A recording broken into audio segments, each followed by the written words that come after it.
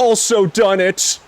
No! Oh my god. I like how that probably only picked up the second half when I started, but hello everyone! Everyone, welcome in! Welcome in! You guys like video games? I think they're pretty cool. Thoughts? Thoughts, comments, concerns? Me personally, I love video games. This one, definitely a video game of all time. You know what? I concur. I concur. This is a video game of all time. And you know what? I don't even have anything else to say, you know? I'm just bewildered by my inability to look at a screen and see a button that was right there the entire time to combine chats, but hey, we're here and we're vibing. Oh, hate video games. Happens. Yeah. You know, even greats like me, you know, make these simple mistakes. But, ladies and gentlemen, welcome to. I think this is my first at least co-stream technically, and on top of that, welcome everyone to the launch of Gavin Has a Freaking Laptop, and and other random stuff. You may have noticed. You can see chat on screen. Whoa, concept. We're living in the future, man. We're living in the 4-hour span, the 4 hours that Gavin lost his mind to learning basic OBS tools and Stream Elements tools. And you know what? It's a vibe. It's absolutely a vibe. But I'm super excited to join Ben here for some Borderlands 2. I can't even say I've been itching to play this game. Like, I've played this game within the last year, but I think there's something about playing a Borderlands game in co-op with someone else that just is a separate experience that, in my opinion, is a lot more of a fun experience. I don't know if you have similar thoughts to that or not. Oh no, 100%. I will say the majority of my experience with these games has been solo, but the few times I have had a chance to play with other people have always been a blast. Oh yeah. So yeah, I'm excited to see how this goes. Yeah. I definitely grew up with running these solo. But I mean, as soon as my friends and I you know, we're hitting like the college age and like hanging out at each other's like dorms or places. Like this very much was a regular series that we would pick up and run through, you know, on weekends and stuff like that. And I have not actually done Borderlands 2 on co-op yet, so I'm really excited to run through this game in particular with the one and only Buddy Ben. So, quick question: do you want to start the game on your end and then shoot an invite, or vice versa? Or sure, I can do that. Yeah. Thanks for stopping in, Ren. I don't know if you still got your boil tonight, your shrimp boil, but if you do, I hope it is delicious. I hope it's a freaking everything that shrimp could provide in its little life. Real quick question: do you have an idea of what you're wanting to run for this? I was talking about that, and all right, I said I was talking about that. I was thinking about that earlier today, and that is most definitely a case of like I am willing to go off of what you were running, and it'll probably be a very stupid decision off of what you're running. So did you have any preferences yourself going in, or? Generally speaking, I tend to run Maya or Krieg. Okay. Cool. Both have, especially in co-op, both have some good options to res the other player. Once you get later into their, I believe, middle skill tree for both of them. So. Fair. Yeah. Unfortunately, I am a filthy casual. I am an Axton lover. I love my little turret that goes burr. But I was thinking about maybe running Salvador. When I first played this game, I ran Salvador, and I didn't love it. And I think subconsciously, anytime I played this game following that, I've just been like, I'm not going to play Salvador. But I don't know. I'm feeling in the mood. And if you're feeling like running Maya, I might have a very stupid idea as far as color schemes for the costumes.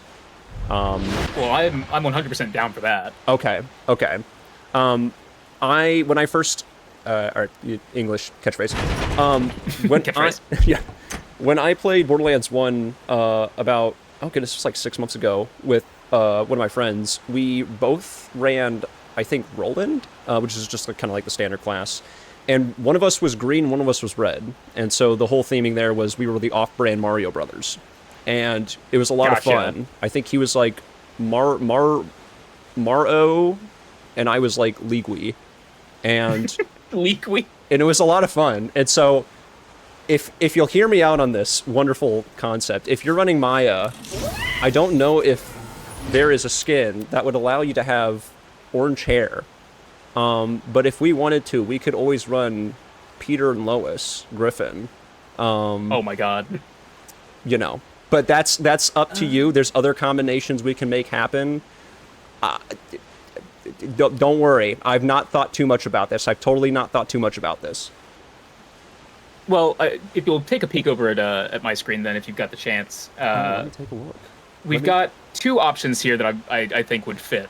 Mm-hmm. We've either got the special edition Fired Up. I forgot about that one. Yeah. We have the Bloody Orange. You know, something about the Fired Up. Also, should I have started my game at this point? I probably should have. I'm not certain, quite frankly. You want to hear it's another been a minute story, since I've played, huh? especially on console. So yeah. Okay. I feel like Fired Up might be the move. Honestly, now that I'm thinking about it, we'll do Fired Up though. I was kind of like wondering and maybe hoping, and also a quick question for chat: is audio loud for you all, or are you guys doing okay? Because I don't know if I can adjust it necessarily in OBS on my end without it going down on your end as well. But let's see. I guess while we gauge that, I'll try to find the most Peter Griffin looking head and you know, color scheme here.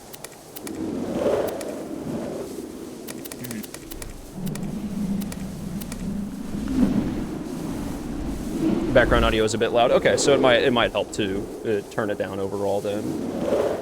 Appreciate In all that. fairness, same thing. If there's anything on my end that you need me to change audio-wise, just let me know, chat. Yeah. So we do have the chats shared, by the way, Disincore, so you'll see kind of referencing between both of them, unless I'm misunderstanding the comment. Yeah, let me take a gander at here. Me when I have to look at multiple things at once. Oh no. I will actually adjust it just a little bit down. Yeah.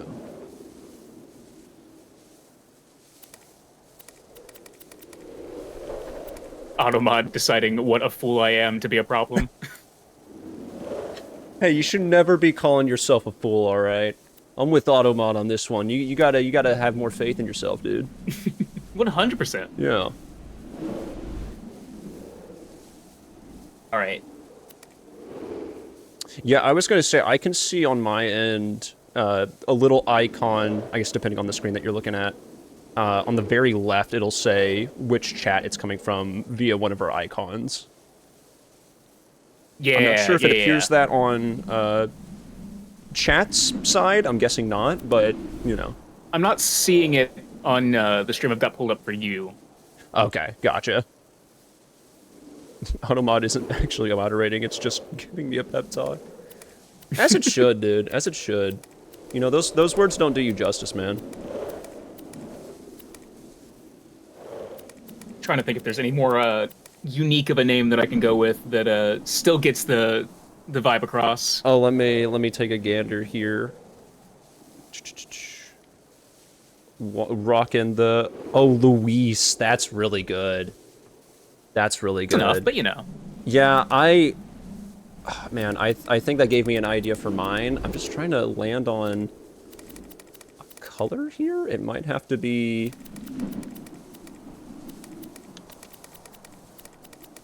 That's good to know, Shaman. Is that going to be from... Well, actually, hold up. I'm confused. It may just be not showing up for one reason or other, but I thought I modded you last time. Oh, yeah, I mean... Oh, hold up. It may be from your side. I don't know. I was going to say, I do see a mod icon next to Shaman in your chat. Okay, I was just curious. I looked over and didn't see it, and I was like, huh, wait a minute. But that's Fair. because he's talking from your chat, it looks like. Fair. Oh, wait, yeah, actually. I just realized. Oh, man. Yeah, I kind of like the classiest man alive, but I don't know if that screams Peter. I think I'm just going to have to go for... Classiest man alive as a true special... skin, in my opinion. I love that one. Oh, yeah? I actually haven't seen a lot of the Salvador skin since I've pretty well tuned out from his character, unfortunately. But, you know, it is what it is. What are we thinking on... remember... What are we thinking on Potor? Oh, man. Potor and Luis? Yeah. Very I'm real. 100% down for that. Perfect. Very real characters. They're real to me, in my heart. Yeah, I'm gonna go ahead and get started so we get through this darn first scene. Yep. And just going ahead and jumping ahead of this chat, the game audio for the music is going to be muted, at least this first time, until we figure something else out. We didn't think about it until literally like maybe 5 minutes before going live, but 90% of the audio in this game is licensed to some extent, and we don't want to have to deal with the headache on that one. So. Right. Yep. I fully support Ben on this one, so if you guys don't on my side, I'm just gonna have to ban you. I'm sorry. Simply put, I'm so sorry. Or they would if any of them were still alive, or had existed in the first place. Oh, MG, Claptrap, you are such a silly guy. The silliest of guys. He's silly, he's yellow, he's square. There's no other characters like that. There's no other silly, yellow, squared characters in existence. Ironically enough, I forget who it was. I feel like somebody mentioned Wally not too long ago to me. I do either love Wally. in general, or it was just like in a chat, and I'm just blanking on it. But I remember I watched Wally before ever playing Borderlands 2. So when I saw Claptrap, I was like, "Ooh, I wonder what kind of character he'll be. Is he going to be like a Wally-esque character?" And then I was horribly mistaken. He's just gonna be a silly little guy. Doesn't really talk very much, you know. Minds his business. Also, quick question. Yeah. So with us playing the Handsome Collection, we have access to some starting guns and stuff. Yeah. Do you want to use that, or do you want to just run it like more closely to standard new game? You know what? I'm gonna be perfectly honest with you. It does not matter to me. If you have a preference on that, I'll 100% roll it. Because I think when I first bought this game, I got like the Game of the Year edition, and so I've been using those, you know, golden guns since I started playing. But you could perfectly get by with, you know, the weapons that you're given, you know, up until like the first village essentially. So yeah, it's whatever you want to do, honestly. I'm just a little behind you, as I did open my menu to preemptively check on that if we were gonna. You know what? If we were gonna get rid of it. That is smart. That is smart. Let all the DLC load in. All the DLC load in, all the extra like warning messages and stuff. Yeah. Or yeah. like just the tutorial messages rather. Oh, for sure. Oh, dude, but I unlocked the legendary head, Private Eyes. Yeah. And okay, now I've got fired up. Cool.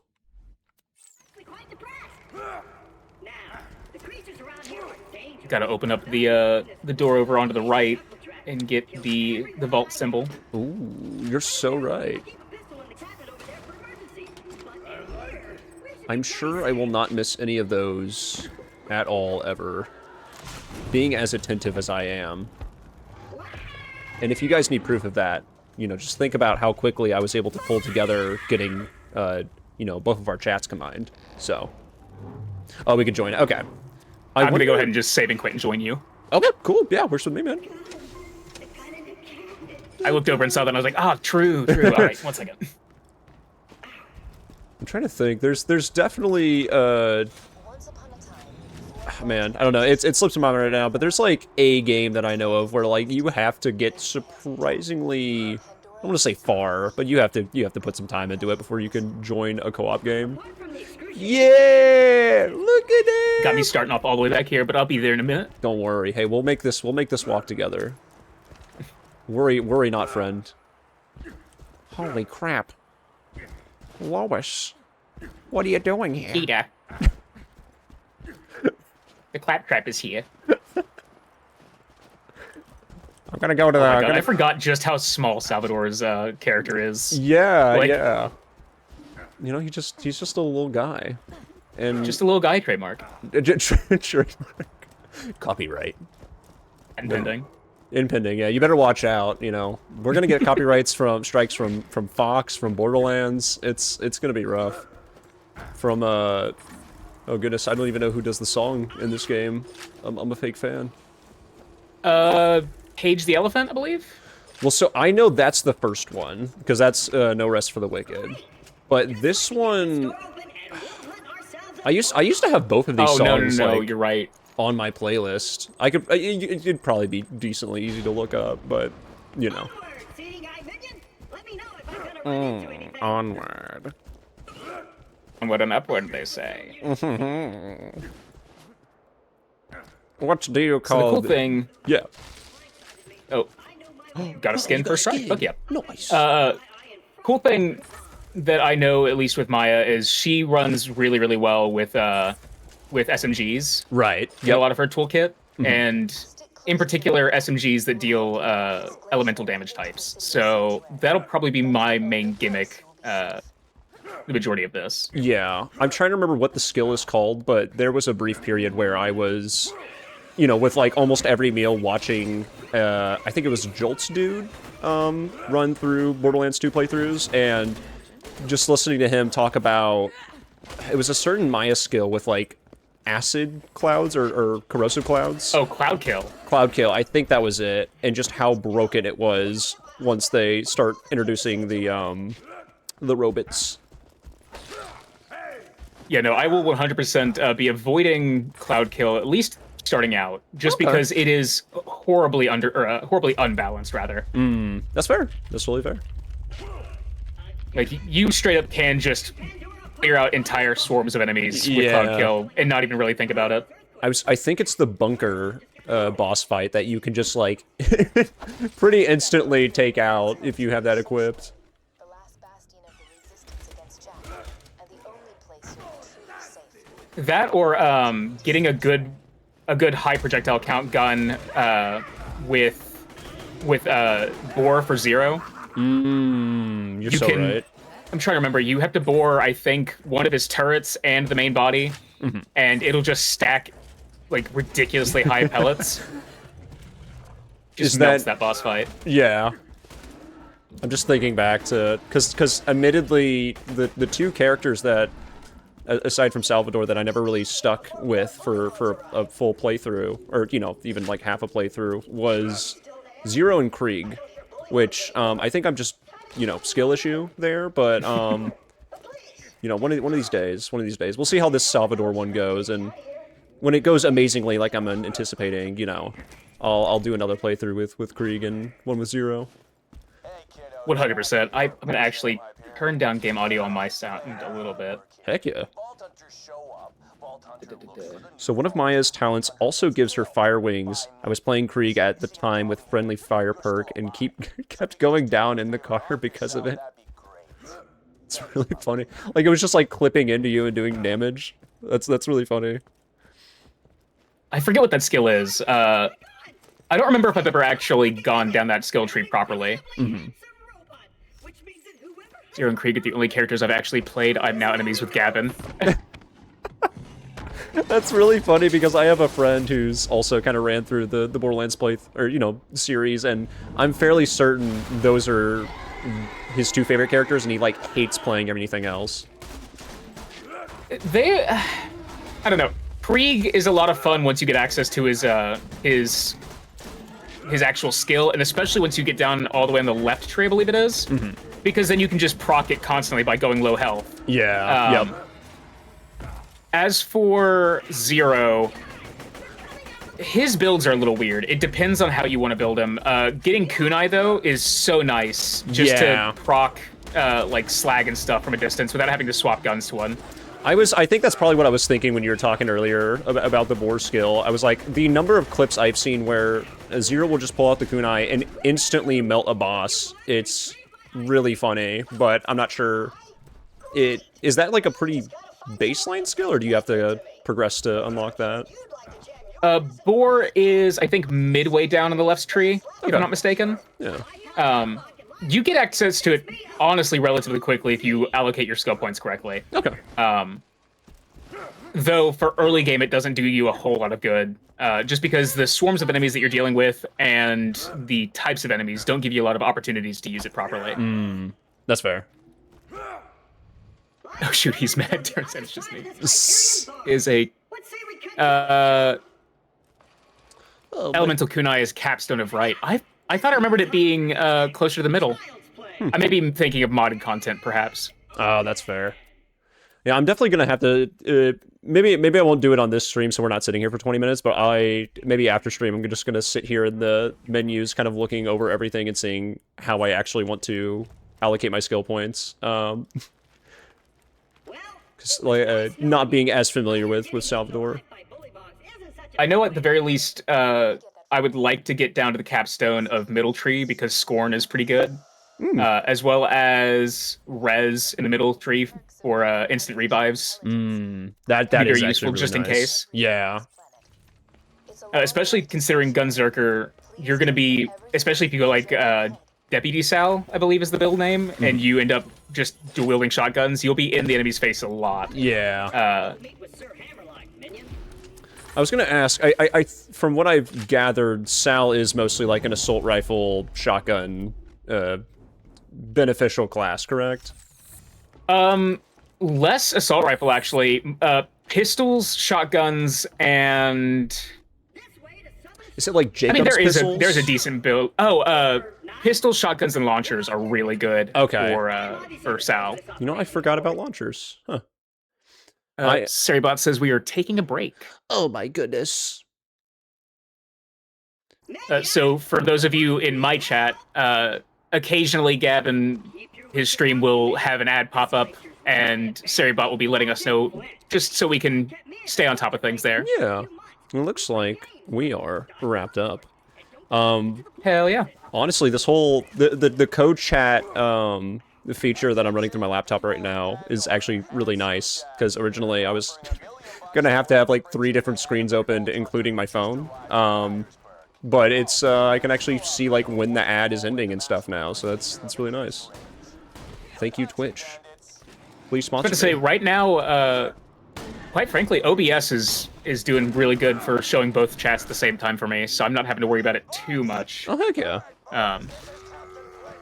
You can get out of them by subbing to gavinfelloff. Hell yeah, Ron, 100%. Wow. Wow. Too kind. But don't give me any money ever, or I will make the mistake of buying dirty Mountain Dew. So, you know. Speaking of, yeah.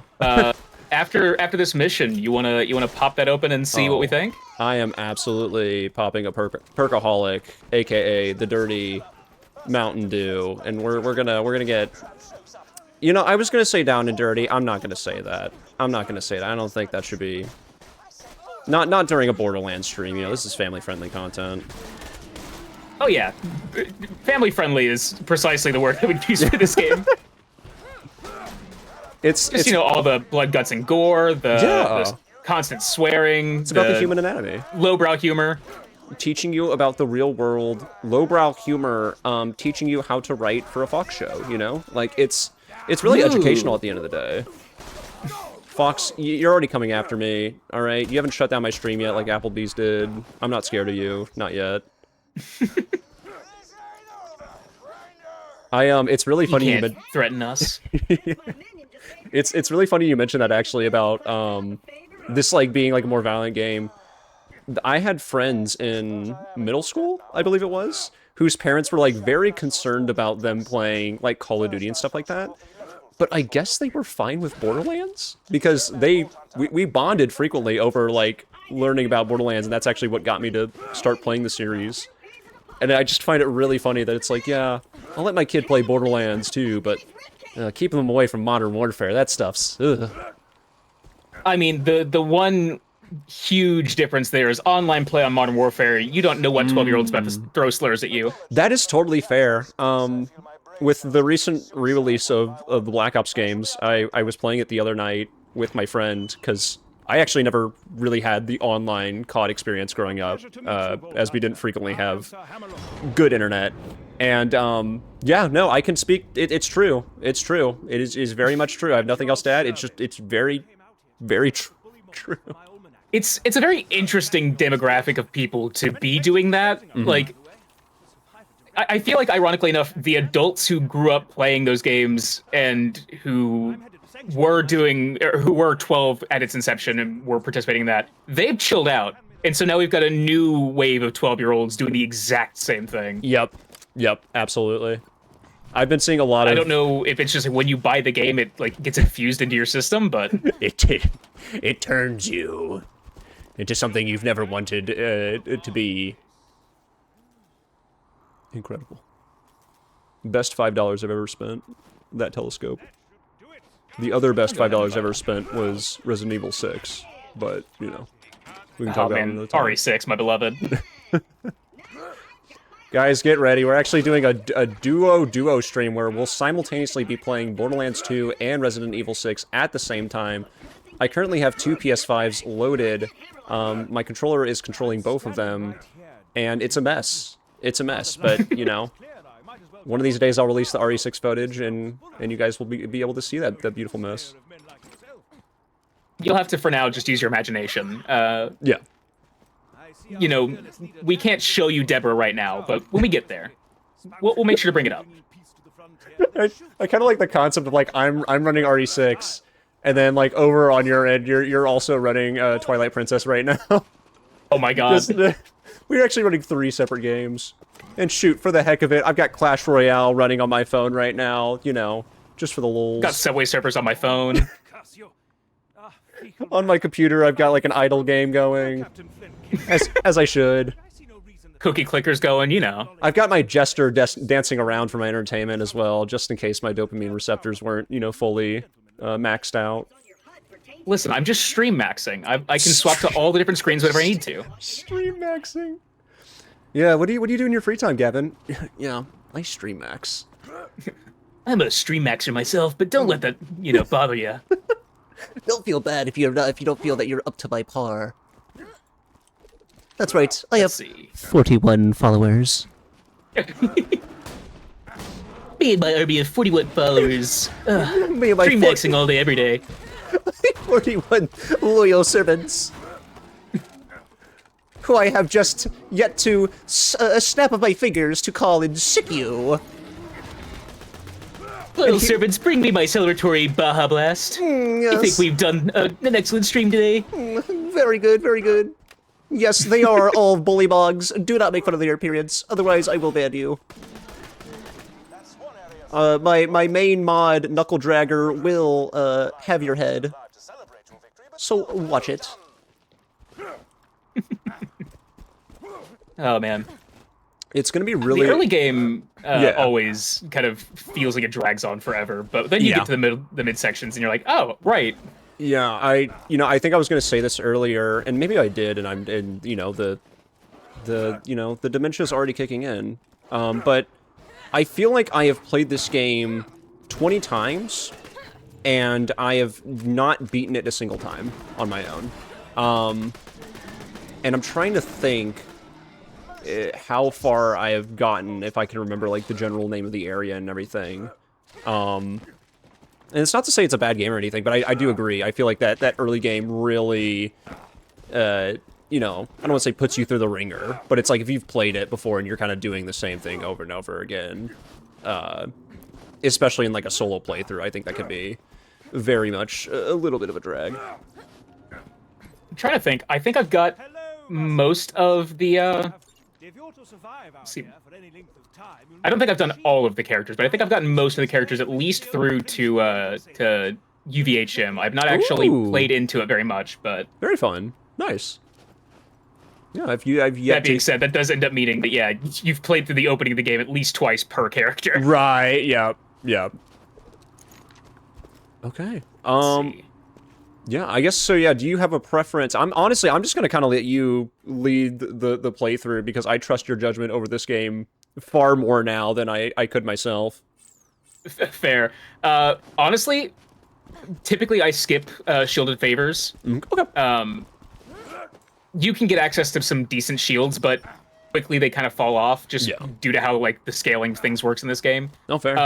The Bad Hair Day though, very good to run through real quick, just because you can get access to some pretty good snipers and or shotguns depending on who you decide to pick.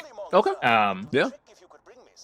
I want to say, generally speaking, a lot of people will go for the sniper rifle just to try and get a high crate gun, especially in Sal, Okay. because you can put the sniper rifle in your offhand whenever you gunzerk, and The effect still the stacks. crit bonus will be applied to your right hand gun as well. That is really good. that does sound really Yeah, no, good. it gets really insane. Yeah. Okay. Well, I know which one I'm picking then.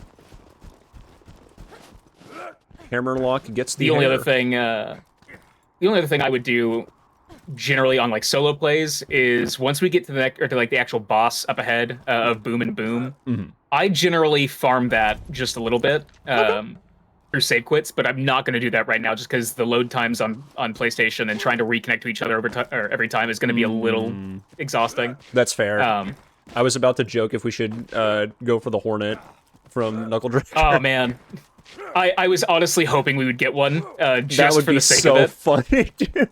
Unironically, I mean, there's definitely a better way of going at it, but like, I remember for a solid bit there, I actually would make an effort to grind that a little bit on certain playthroughs before getting into, you know, rescuing Roland and all that.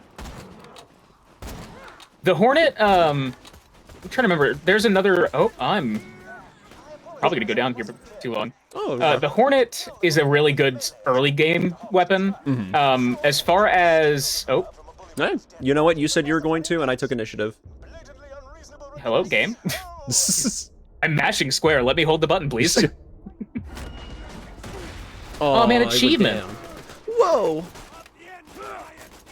Look at our overachiever here. I okay. could probably get back up. Let me see if I can land some shots. There we go. There we go. I'm just gonna drop this real quick. I'm also trying to get some of these melee kills. Yeah, no. The biggest thing with this area, at least, is I generally try and let the Bullymongs kill the raiders a little bit. That's why I shot the Fair. nice little shotgun. Yeah. Bandit shotgun at that.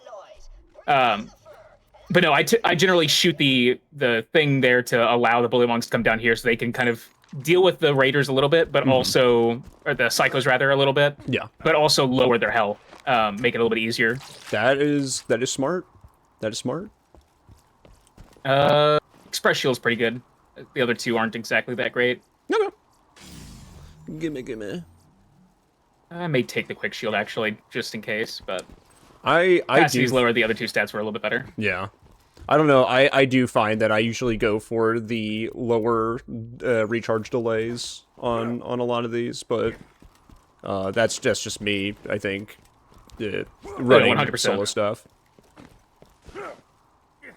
It's one of those things that, depending on the character you're playing and the build you're going for, you can either really want to have a high delay to keep in a no shield state for longer, or you can just constantly re-up quickly. Oh yeah. Like, fair. I want to say the B shield that you can get later on in the game, you want to have a pretty high recharge rate on that. Yeah. Pretty low recharge delay as well. Oh, for sure. You know, I gotta say, this is a really weird episode of Family Guy, honestly. I'm not sure. Hold up. I'm unfollowing now. Arts, what's the problem, man? What happened? Oh no. What do we say? What do we do? Please don't leave us. Oh, it's the dirty Mountain Dew. I think it's the dirty Mountain Dew. I think that's the Could be. unfollow. Based on the horror stories I've heard. Which is funny because I love cream soda and I love Mountain Dew, so like surely this can't go wrong. I genuinely don't have a problem with it. I've thoroughly enjoyed the Dirty Mountain Dew myself. Heck yeah. Let's see. Ooh. Ooh, did you get something? Chickaman Calipine. It's got a.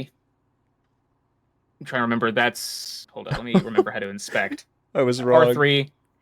Hyperion Barrel, Jacob's Scope, Jacob's Stock, I think. Ooh. I started learning some of the weapon parts, but I don't remember them all perfectly. Oh no, you're fair, yeah. I know the importance of them. I could not tell you a lot of them, unfortunately. The good thing with this one is it would have high damage output, but the recoil is going to be insane. Ooh.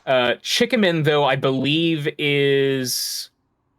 I want to say Chickaman is crit prefix. Okay. So if you would like it, you are more than welcome to have it. I'll drop it for you. I was Welcome in, say, Jacob. Yeah, I don't know if you want to see mine. I can also drop mine if you would like to take a gander at it. The only thing I recognize on it is the Hyperion barrel.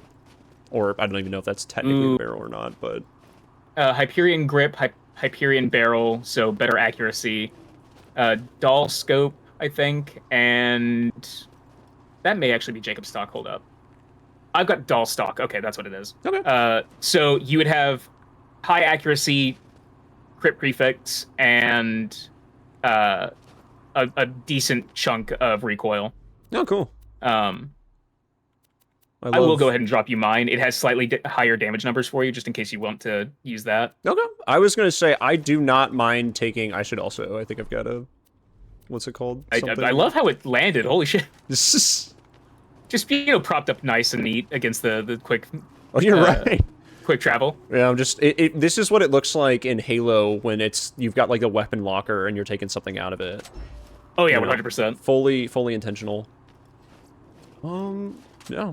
Cool. Well, I appreciate that. I will say, moving forward, you do not feel like you need to give me, like, a better weapon or this or that. Like, I am usually cool rolling whatever, but I certainly do appreciate it. Fair. It's not necessarily the biggest deal to me. I will actually come back and buy this inflammatory Aegis. Malawan, Hyperion, Grip.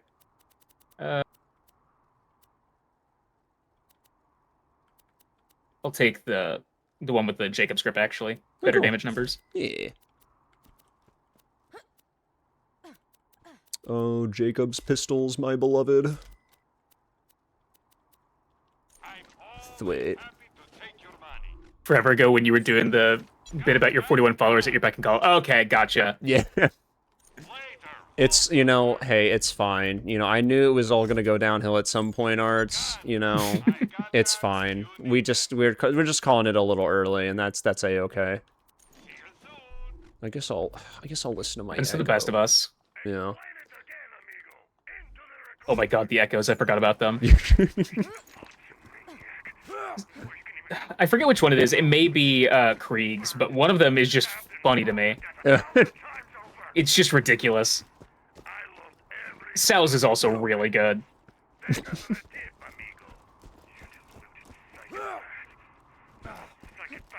Once I get back to my man. Oh, hold up.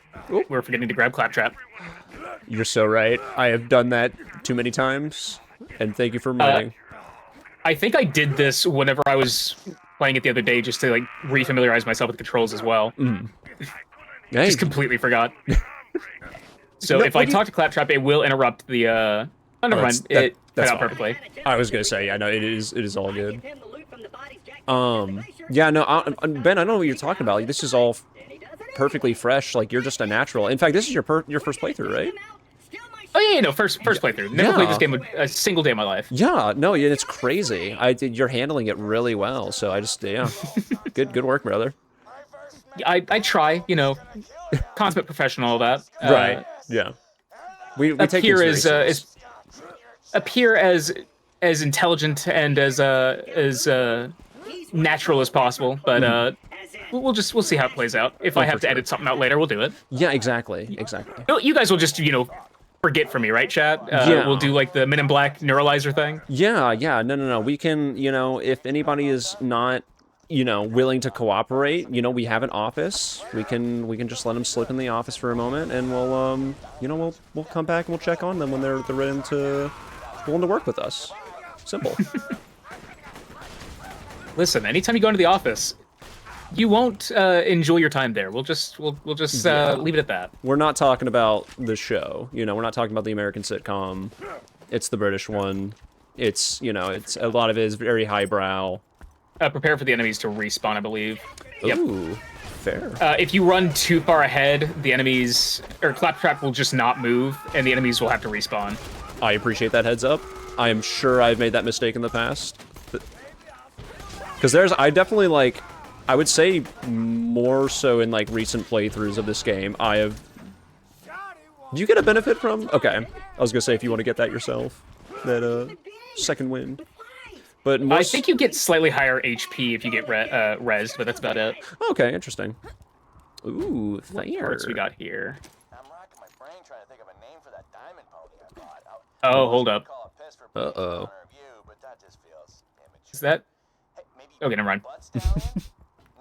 I was thinking it was something neat on that one, but the prefix wasn't correct, and I was just reading the thing wrong. Yeah, it's just lame. Will never be my Just beloved. a boring pistol. What a stagnant pistol.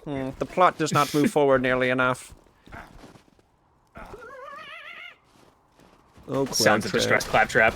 Yeah, I was about to say, oh, Cloudtrap, you and your silly little noises.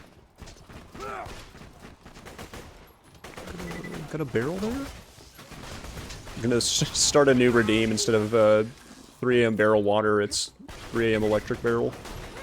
Oh my god. Also, shout out this I guy don't think hanging I would out. advertise that, but You don't think so? advise that rather. Oh. I mean, I shock myself on a regular basis. Yeah. It's not the greatest time. I was thinking more so like, but it's like Mountain Dew Voltage, you know? Right? Oh, true. Okay, I see what you're getting at. Yeah. It's a clever branding deal, rather. Exactly, yeah. Rather than actually shocking yourself. Exactly. Sponsor me, I was Mountain thinking, Dew. I was certainly thinking more of like, put the fork in the electrical outlet and at chat's command, You know, just shock yourself willingly. But you know, that would be you can pretty on also hamper brand. stream. That would be pretty on brand, not only for my channel, but also for a Borderlands playthrough. So I don't know. I might have to consider that. Oh no, I've given too many ideas. Yeah. You've passed over the brain cell, you know, a little too early on. Ah, hell. I won't be getting that one back, I don't think. It's okay, you know. It's okay. I'll lose it as soon as we drink the Mountain Dew. I'm Ooh, sure. That's actually a really good pistol. All right.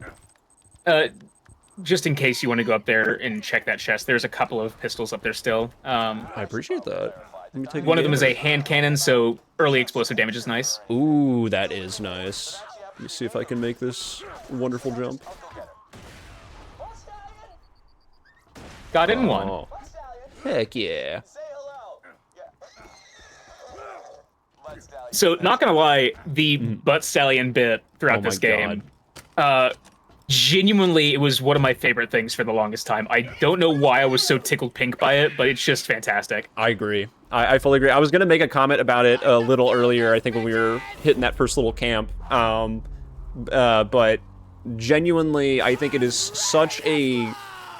I guess it's technically not an introduction to Jack, but I feel like it's your first real introduction to his personality, and I just love that for him. Oh. I was trying to just get him down off that, but I didn't mean to kill him a little early. Hey, all good.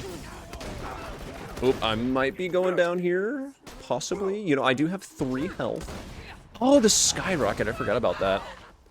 Yeah, the farming choice, or the farming method rather, is walk in here, throw 2 skyrockets pretty quickly, and that generally knocks out both of them at the same time, because he Nice. hasn't, or Big Boom here hasn't had the chance to actually get on Big Bertha yet by that point. No luck on the legendary drop. Damn. Yeah, I just remember trying to use it pretty early game and frequently dying at the hand of my own grenade. So I usually would drop it pretty early on, unfortunately. Just blast this gate down. It's a very high risk, high reward kind of grenade mod, because it also scales in damage with your level. So as you play through longer, it gets even more ridiculous technically, but once Right. again, the risk goes up. No. Are you aware of this red chest back here, by the way? Back towards the entrance of the arena? Let me... I do not think so. Let me take a gander. Let me show you what's going on over here. So, Arts, personally, I always skip that mission, the hollow with the quest that drops. It's fun for, like, little dialogue from Jack, but that's quite frankly it. Oh, yeah. The train go boom. I did not know about this one. Just, I don't know. I appreciate that. Yeah, so whenever you do the farming route here, generally I go to about level 9. Also try and get the bonus package legendary drop from them. Yeah. But go to level 9, and each run, throw your 2 grenades, knock them out, double back, check that chest, see if there's anything of use. Yeah. And then there's also this one toilet up here to check every once in a while. Right, yeah. I do know of We the should toilet. both have, Our skill. I believe we're both, skills. Yeah. So we now have phase lock in order. Oh. We also have Gunzerking, which will be fun to relearn. Yep. The Holy one thing I crap. don't like about Gunzerking is the duration early on is functionally non-existent.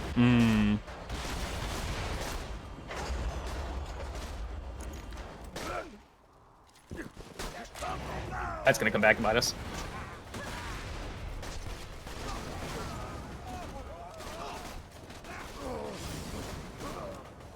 Does it normally spawn a badass there? I believe so. Huh. I think it's a regular spawn. I might just be forgetting, but for some reason I didn't remember that.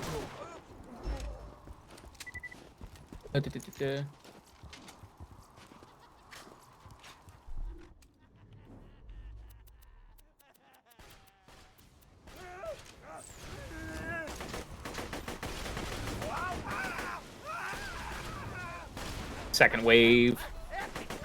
Oh yeah, I agree, Arts.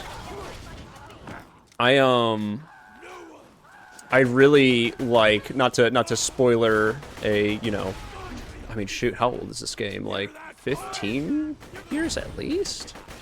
But not Something like that, I believe. not to spoil a game that is that old, but I do love how they reintroduced Butt Stallion for the Tina DLC. There is some health over here if you want it real quick, by the way. Ooh, that would be wonderful. It's one of the Thank region you. health packs. Very cool. Actually, can I use my sniper yet? I can. Wonderful. I may unequip the skyrocket just because it's a little Yeah, I went ahead and did much. that. Well, to celebrate a wonderful first boss accomplished, shall we partake in the dew? Question mark? I think that's a perfect time to partake in the dew. Heck yeah. Let me go per chance by perchance per get the dew. I came prepared, chat. Mine was sitting on my desk the whole time. No, obvious. I missed that, Shaman. The dew has been perquired. I did realize too that I got milk today. Oh, I'll just leave it at that, but you know, we can try this first, I guess. Crack it open. alrighty. All right. A cheers to the wonderful relationship of Potor and Luis. Kotor and Luis, long may they reign.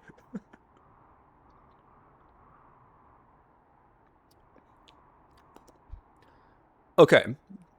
I can see why people don't like it. I actually don't mind it at all. I quite like the aftertaste. If I ever do have like any kind of complaint for cream soda, it's that sometimes, depending on where you get it, it can be very syrupy. And this more so Yeah, to me, 100%. yeah, this more so to me is just like having like a Mountain Dew float with vanilla ice cream in it. This is lovely.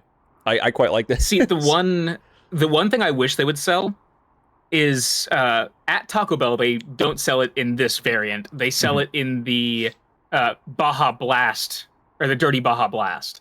Yeah, yeah. That is a really, really solid combo in my opinion. But Mhm. also, I know some people are heretics and don't like Baja Blast. So, You know, to be fair, I technically haven't tried any of the dirty drinks at Taco Bell yet. So I think this is my sign to give it a try next time. Especially seeing how this turned out pretty good. I will say I do have this pretty like ice cold, and I think that is definitely helping it. oh, 100%. Mine's been sitting on my desk this entire time, so it's a little room temp, and that front end is a little rough whenever it's room temp. Yeah, yeah. I was gonna say, the whole reason I even got this is because someone at our work basically bought a 12-pack, and they were like, "I didn't like it, so you all get to try it now." And the people who did like it kind of described it as, I'm, you know, currently drinking it right now, as it's just Mountain Dew with a nice, subtle little cream. There is a little bit of a strange aftertaste, like initially, and I think that might be something that's deterring people who don't like it initially. But I mean, I'm a true soldier. I'll soldier through it. Anything for the dew. Anything for the dew. Mhm. No, the front end can be a little weird, especially if you are going into that blind, like you've never had a variant of Dirty Mountain Dew before. Yeah. Or even like to your point earlier, like if you've never made a float out of Mountain Dew before, which most people, quite frankly, Probably don't, haven't. Yeah. It's definitely different. Yeah. I think the acidity mixed with the kind of like sweetness of the cream flavor throws people off right at the beginning there. Yeah. No. I can 100% believe that. I'm trying to think of who all in my life I know that has tried that other than, you know, coworkers, and I need to gauge my fellow Mountain Dew enthusiasts IRL, aka my friends, and get a 12-pack and see what they think, because there were some of them, I don't know if you recall this, when they did a Flaming Hot Cheetos flavor. I do remember seeing that. I was not courageous enough to try it. Me neither. I didn't want to tarnish the good name of the Mountain Dew. But my friends who tried it, most of them hated it. Some of them liked it.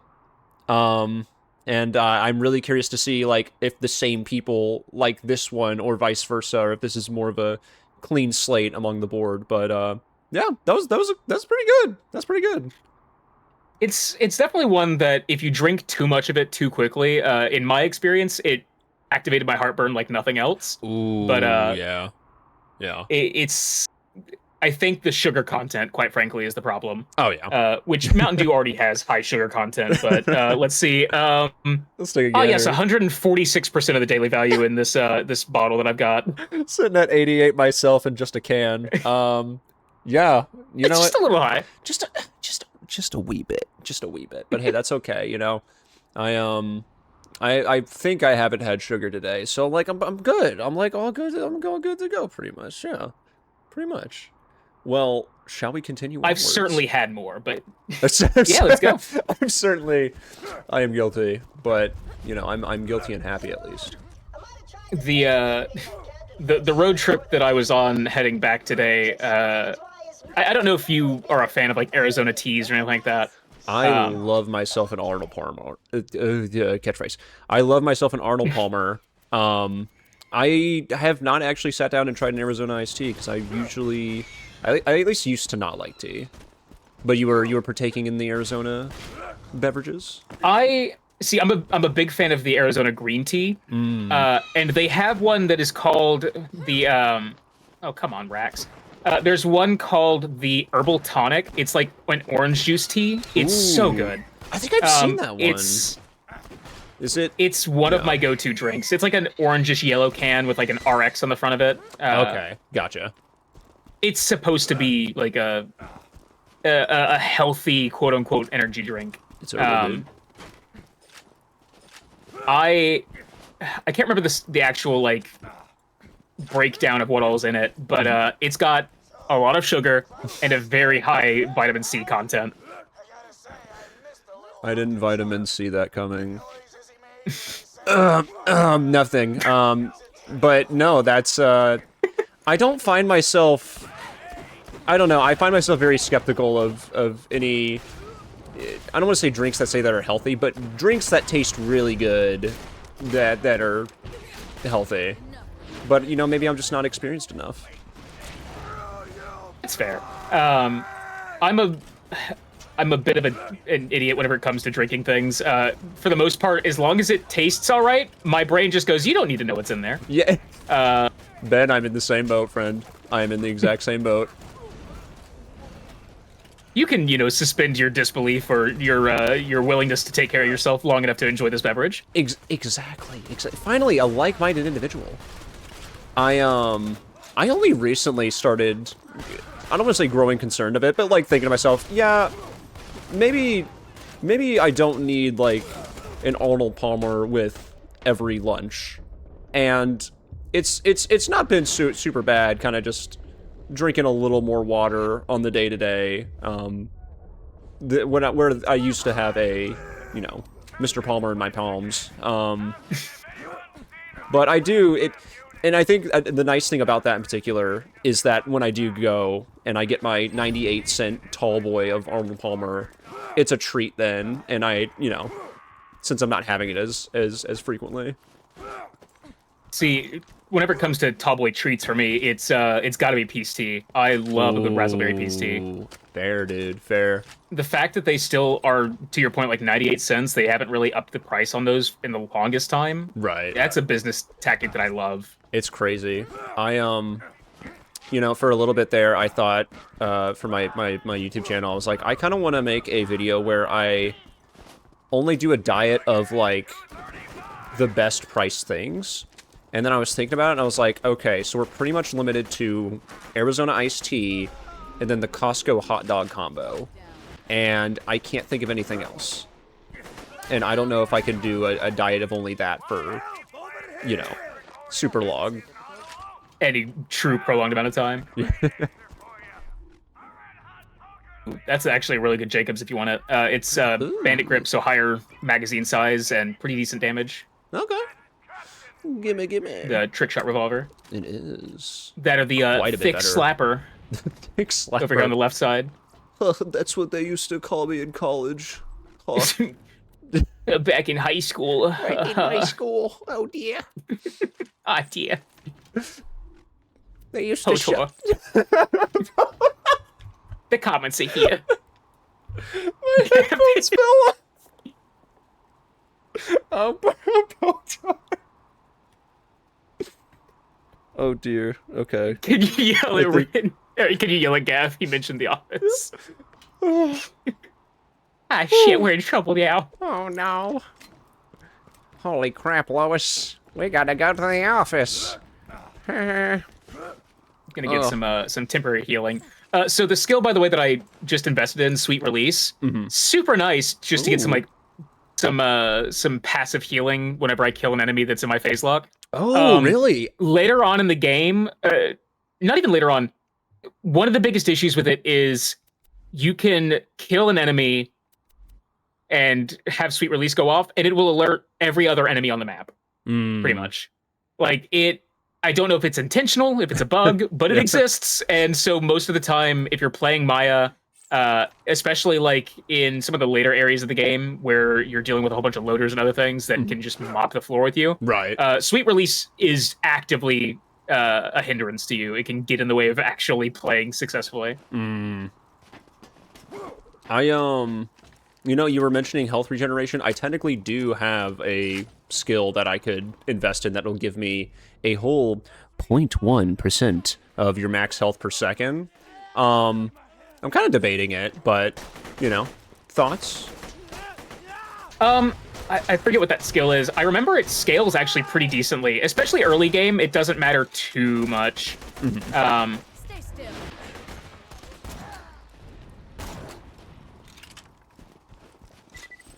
I'm trying to remember Sal's loadout. I remember left tree has money. Yeah, I believe left tree is the one that has it, but money shot, where the last bullet in your magazine does extra damage. That's generally one that you spec into pretty Early quickly, on. just with like with shotguns especially. Okay. Um, I might just work towards that then, because, I mean, quick draw, swap speed, and critical hit damage, you know, it's not the craziest, but I mean, the critical hit's nice. oh yeah. And then swapping weapons causes your next shot fired to deal additional damage. So, like, if I can combine that with the one beforehand, might not be bad. So I appreciate you bringing that up, because I will definitely start working towards that, I think. Or specking towards that, I should say. I think I'm gonna continue down middle tree. Next tier of skills gets restoration, where if I shoot you, it actually heals you, and I also get to Ooh. increase my my max health a little bit. Very nice. As well as wreck is really good to gain fire rate and damage with all gun types when someone is phase locked. It's not even the enemy that I'm dealing damage to that gets the like the increased gun damage. It's literally just flat across the board, so long as the skill is being used. Fair. Do you want the? Well, you took that other one. I'll take the instant shield. Yeah, I took this one. It's my favorite one in the game, so, you know. I apologize for my That's my favorite selfishness. shield. I had to use it. Yeah. Why'd you throw away your favorite shield? I say 5 minutes from now. You know, I just... Listen, the numbers. The numbers, my son. What did they mean? Luis, what do the numbers mean? This is my voice, I'm Peter.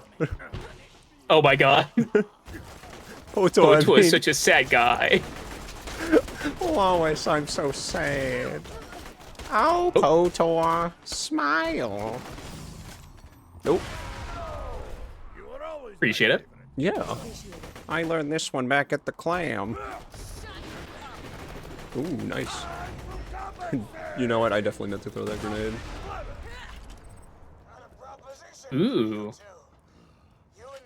That's a pretty good, Oh, yeah. pretty good Jacobs. I may steal that one, actually. You And take that one, yeah. we'll drop some guns that I don't need.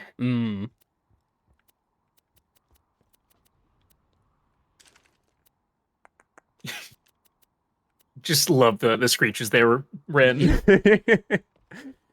You know, hey, it's I think very on brand. I don't want to speak for you, but like I think it's very on brand for my channel. And I think in certain moments, I think it can very much be on brand for Ben's as well. But again, I don't want to speak for others here. No, I'll take it. That's adequate. It's a affectionate screech, you know. That's another name they used to call me in high school, Bazinga. It's like when a kid sees their favorite toy and loses it in a store or something. That was me. Oh my goodness. Sorry, you just gave me a brain blast moment. When I was in like maybe 4th grade, my parents were I don't know. It was an iPod Touch, so I wasn't able to like make any calls or anything like that. It was just for games mostly. But I got an iPod Touch for Christmas, and I don't think but like 3 months later, I sat it down in the card aisle of a Walmart and never saw it again. And especially because it was like, for some reason, we went to like a Walmart that wasn't very close to our house. So we're like, no, we're not going to go back there and get it. You've lost it. Deal with it. I now realize... These are the consequences of your actions. Yeah. I'm now realizing, for the first time, that is actually the Walmart nearest, like, most near to my house, where I'm living now. So I think I need to rectify my 4th grade self and go find that iPod that's totally still there. Oh, 100%. Nobody took it. Later. Yeah, no. That would be a bad thing to do. That would be evil. That'd be morally wrong. And we don't do that here. Also, hi, Dimple! Hello! Oh my god. Debo! Hey, Can we go back to the affectionate screeches that I'm not going to do on the microphone? Can we go back to the good old days where we used to saying, but now we're all stressed out. Dun-dun. Dude, me for real, for real. I went through a phase where like I loved 21 Pilots, and then I went, you know what? They're not cool, actually. Oh. They're overhyped. And then I turned around real quick here recently and was like, nope, I don't know what I was thinking. I think I was just trying to be a contrarian. Like, they still slap. Yeah, just being like, There's not even 21 of them. There's only 2. What the heck? The branding is just, you know, a really poor choice. Yeah. If they had 21, I could actually respect it. I Just forgot that this chest was over here. I might have. You might have gotten me there. Josh Dud. More like Josh Dub. Looked at my phone like, "Mer?" Hey, you know what? That's also the sound I make when I look at my phone, so accurate. Still a notification jockey, and you just like, oh, thing happened? What's going on? That's actually such a wonderful idea to make your like ringtone slash like text notification tone. the sound of like your pet. Would I have to have like a cacophony of all 3 of my kittens at the same time? Just the distant ring. At work, someone's like, whose cat just died? Oh, never mind. That was just Ben. So I'm now thinking about, yeah, it's just my friend Gavin who you know, made a sound for all 3 of my kittens, you know, until I could get the sound myself. They were being rather uncooperative, so I had to, you know, improvise.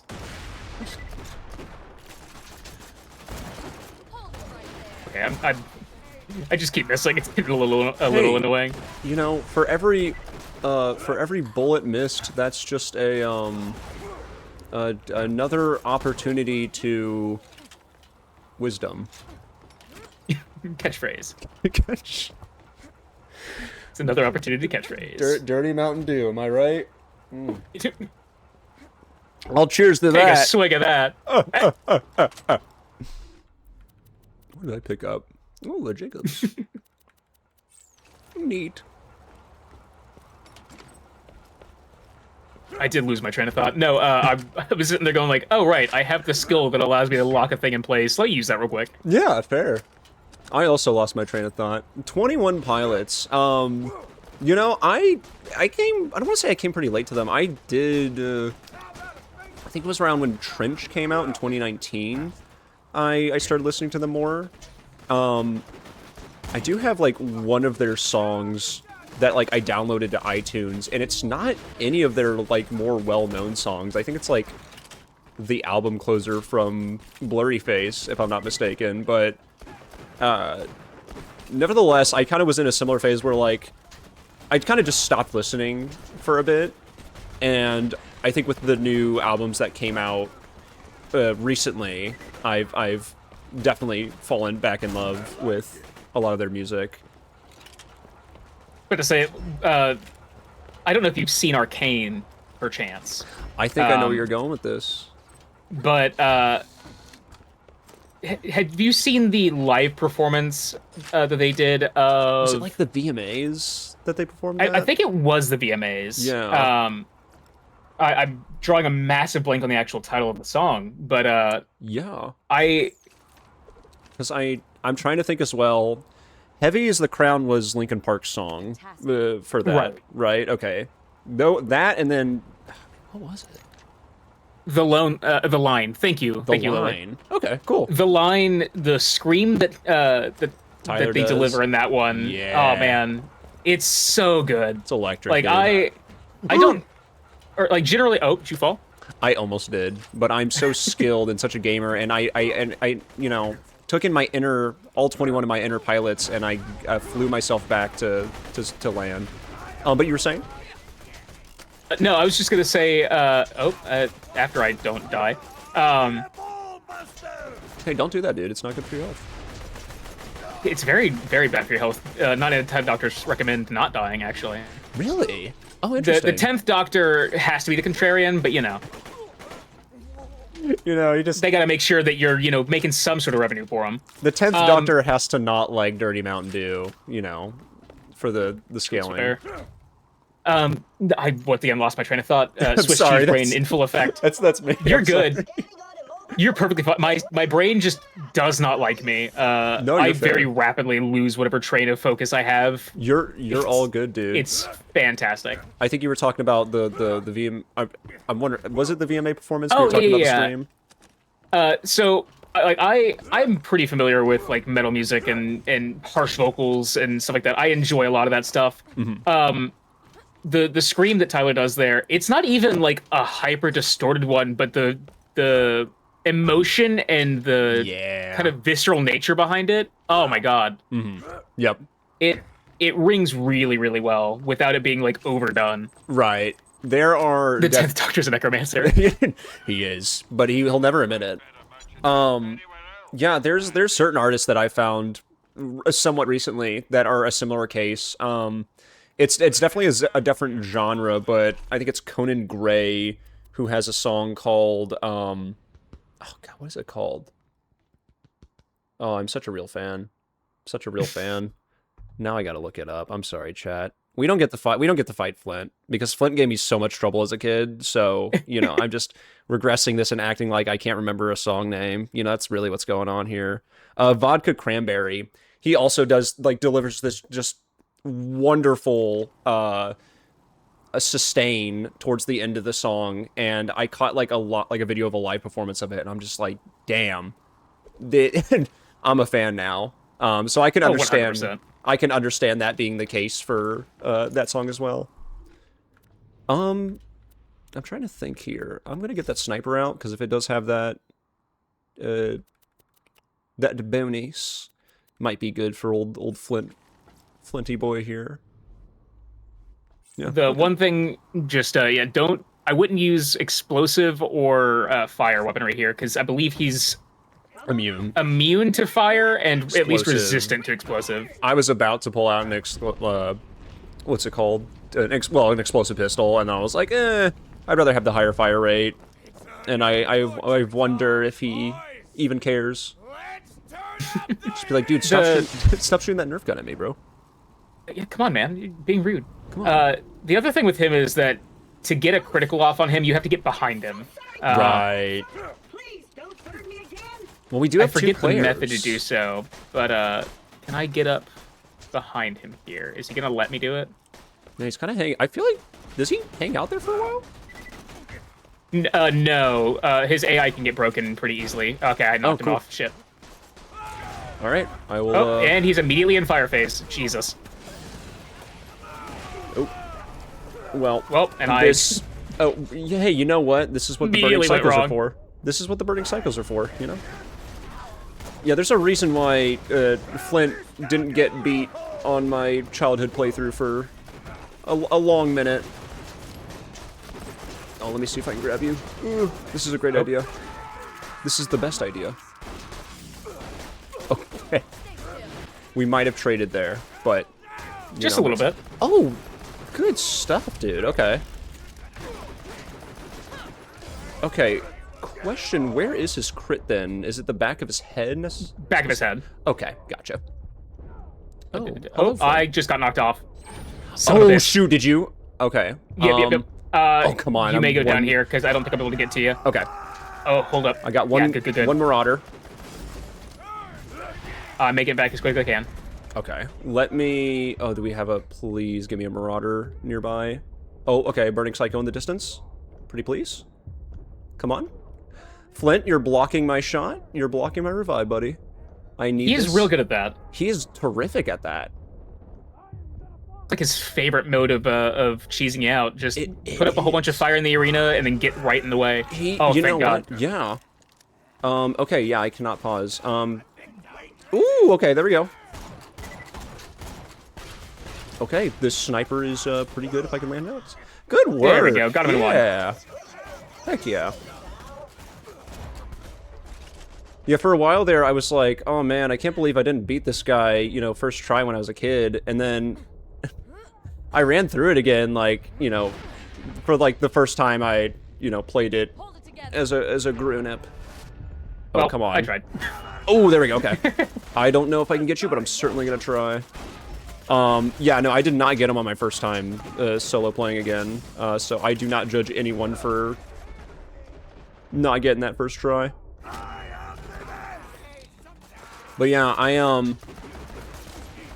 so I did lie a little bit about getting back into 21 Pilots, to save my dignity, but I feel that I should shed it on stream. I actually got more so into them, like back into them post high school when they put out their album Scaled and Icy, which most people will consider far and above their worst album. And I'm scared to admit it, but I actually don't mind that album. I liked a lot of it. It's definitely different from most of their discography, but for some reason it was hitting during that summer for me, and I am ashamed to admit it, you know. You are ashamed? Yeah. You know what? Yeah. That's fair. Guilty pleasure. Like, I'm very awful whenever it comes to actually, like, having a good memory for different, like, albums and band names and all that. It very rarely sticks in my brain very well. Okay. Yeah. But there are definitely just some albums that you find at just the right time, like, Yeah. no, regardless of public perception. Yeah. I don't know. There's some that I'm just like, yeah, this is sticking with me. Yep. It may be a trash album compared to some of their other stuff, but yeah, this slaps. I fully agree with that. My favorite album of all time that because for a while there I had a really hard time like pinpointing what exactly was my favorite. But after talking with my friend Cheesecake, she kind of helped me realize, she was like, I'm pretty sure this is your favorite, the way you describe it. Is by a band called the 1975 that I think doesn't have the best, I don't know. It's a very love it or hate it kind of band, is from what I've gathered from like online music critics and this and that. And I don't know, dude. I found that when I was like, I think tail end of high school, and coming back to like enjoying the hits off of that album, and coming back to it today, it's just like such a wonderful full listen for me that has a lot of full circle moments for me. Like the lead single for that album like was one of the first songs I listened to on Spotify when I like first got premium and stuff like that. So I don't know, it's ascended nostalgia for me and is now just like, I don't know, it's number one for me. But I love music that makes me feel like that, so that's where I'm not ashamed. I've admittedly not listened to much of their music, and it's unfortunate because I do enjoy what I have listened to so far. It's very tongue-in-cheek, I think. Like, it's very sarcastic, but also very sincere at times. And I think anyone that knows me knows that I can be very very sarcastic on stream, at least. But I also do really love when an artist or like a band or a musician or that is, also willing to show that sincere side. And for me, a lot of their music is that perfect balance between that, which is why I think I often cite them as one of my faves. But I also don't blame any. Yeah, I don't blame anyone for not really being into it though, because there's somewhat of a consistency to their music, but there's also not. Like half of their stuff sounds like, oh, this could be from the 80s. Oh, this is a fully instrumental track. Oh, this is a screamo song. Neat. Okay, now we just have a 808s and like a hip hop based drum pattern singing about political America stuff from a British band. Interesting. Like, it's very all over the place, but that very much is like a lot of my favorite bands are very all over the place. There's, I forget which song it is. I'll have to look at it, look at their discography later. Yeah. But I want to say the song that introduced me to them was actually like one of their ballad pieces. Like I'm remembering it as being more of a ballad. Yeah. That, when I think about it, I don't think it's probably not the one I'm thinking of. They do have a song called, I think, The Ballad of Me and My Brain, but I don't know if that's necessarily it. No. Do you remember when roughly this would have been? Because that would definitely help me narrow down like what album it might have been from. Darn it. A man named Scooter I want to say I heard it tried to ride machine. around Maybe short a few chromosomes, but he's a savant when it comes to 2018, 2019, somewhere in there. Okay. I may have to double check. They're my favorite song of all time, and it's gonna maybe sound a little crazy, is a song called I Always Want to Die Sometimes. It is very much like a 90s, 2000s, like, ballad. Very, like, I don't know if this is it, necessarily, but, like, lots of strings in the background, like, very grand in nature, and it's very much like a lot of my favorite songs sound like that, and it just... Yeah, so I'm wondering if that might be it. Because up to that point... So it was 2016 is when the album released. Oh, okay, I Like When You Sleep. It is... Yeah, it's I Like When You Sleep. It is When She Lays Down. Or She Lays Down. That song... Oh, yeah. That was my introduction to them, and it... every time it plays on my my liked songs playlist, I'm just like, yep. Yep. Yeah. Also, for some reason, I don't know if it's just being weird on my end. I was double checking the the chat stuff. I think chat was fine, but for some reason it like showed that you weren't on the co-stream anymore. But I was able to. So yeah, it should be good now, I think. Yeah, I went ahead and like just restarted it, but I don't know if it's just being. Goofy. I think it was my fault because I tabbed out on my phone to look at Spotify, Fair. and I think that kicked it out of there for a minute. Fair. It Also, still had the hi- option for me to join from there. Oh, cool. Okay. Hi, Ren's mom. Hello. Hey, hi, Ren's Bob. No, that song is very much one of my favorite songs off of that album. There is a playlist I'm putting together right now for Night in the Woods, and I guess thematically it's not necessarily like, if you know what that song's about, it doesn't make the most sense to be there. There's just like a lot of standalone lyrics, so I'm like, this is very much like very much feels like in line with some of the themes of A Night in the Woods, or just the general things that happen in that game. Yeah, but it is just a very... I'm trying to think here. It's a very sad song. I was about to say it's a very beautiful song. It's very beautiful, but I think that's a very common thing. Most of the songs that I would consider beautiful have some sort of melancholy to them. Hey, that's fair. Oh, let's see. Oh, wait, maybe? Oh no, it shot me away from it. Okay. Praise Martyr. Okay, yeah, you got him. Ooh, nice. For anyone who doesn't know, I'm trying to think of like the actual what the term is called. of like how what to say the song is about, but it is a what is it actually called? It's like post. It's not just post birth depression, is it? Postpartum depression. That's it. Postpartum depression. It is essentially this song about the lead singer describing his the relationship he had with his mother, you know, following his own birth, and how she dealt with postpartum depression, and very much a I would say intimate. I don't know, maybe to not that exact definition, but I feel it's a very clean shave. So I dropped the head and skin that were in my inventory. Gotcha. Well, they're mine now. Take all of them all for you. Oh, you're so kind. But yeah, If you haven't heard that song, chat, it is a fantastic one. Oh yeah. If you're looking to just enjoy a nice, like, deep and sad song, go for it. Yeah, it's literally just an acoustic guitar and a man. There's nothing else to it really. And I'm fairly certain the mic is like 10 feet away from him, but it almost kind of adds to it to me.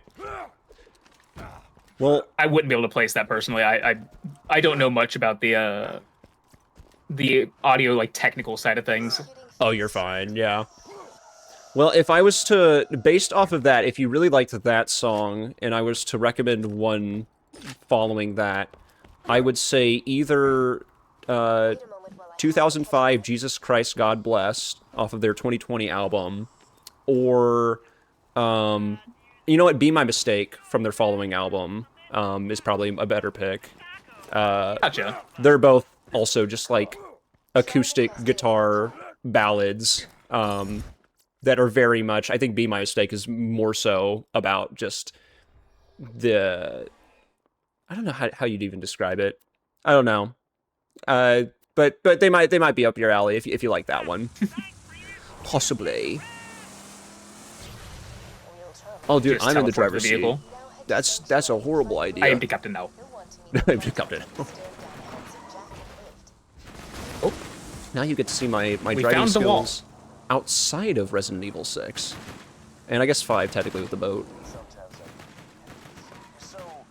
It's all right. My aiming skills are leaving a lot to be desired. It does feel like the RE5 turret section. Yeah. And I mean, what's not to love about that, you know? Oh, we barely missed that cactus, thank God. Yeah. I think I can maybe... Yeah, just take a right. Finagle up here. There we go. Door guy! Oh. Does this guy have insurance? he's still alive. Okay. Yeah, he's fine. Hold up, I'm removing the need for insurance. Oh, cool. Awesome. I really appreciate that, because I don't have that. Here, let's see what these guys think. We actually kind of got it up there a little bit. Oh my God. So actually, little fun tech thing on keyboard and mouse or on PC. If you have a mouse or a mouse that has a free scroll wheel, Oh my god. you can set the boost to the like scroll up or scroll down, Right. and it'll log it multiple times, and will just launch you. If you let it spin for too long, however, you run the risk of just absolutely crashing the game because it tries to process too many things at once. You know, I'd believe that. I would genuinely believe that. I'm trying to think. There It's was a fun way to get out of bounds. Oh yeah. I think maybe like a year ago, I kind of fell back into my Borderlands hyperfixation off of the specific videos where, you know, people would try to beat the game only using a specific gun. And Oh yeah, I love the challenge runs. yeah, It's so fun. Yeah. And I want to say in one of those, I remember someone either mentioning that or doing it and just being like, you know what, even if that set us back a save, worth. Even that crashed my game, entirely worth it.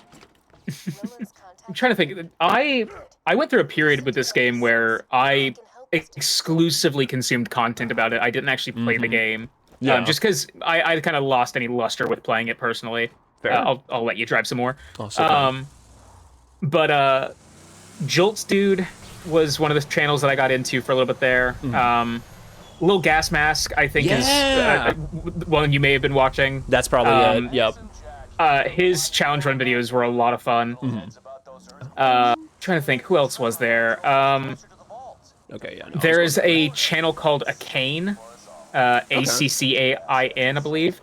And if I'm not mistaken, he did a gambling-only playthrough of the majority of the Borderlands franchise. Oh, that's fun. Where the only loot he can get is from the vending machines. Slot machines, Or not the vending machines, the slot machines, rather. Yeah.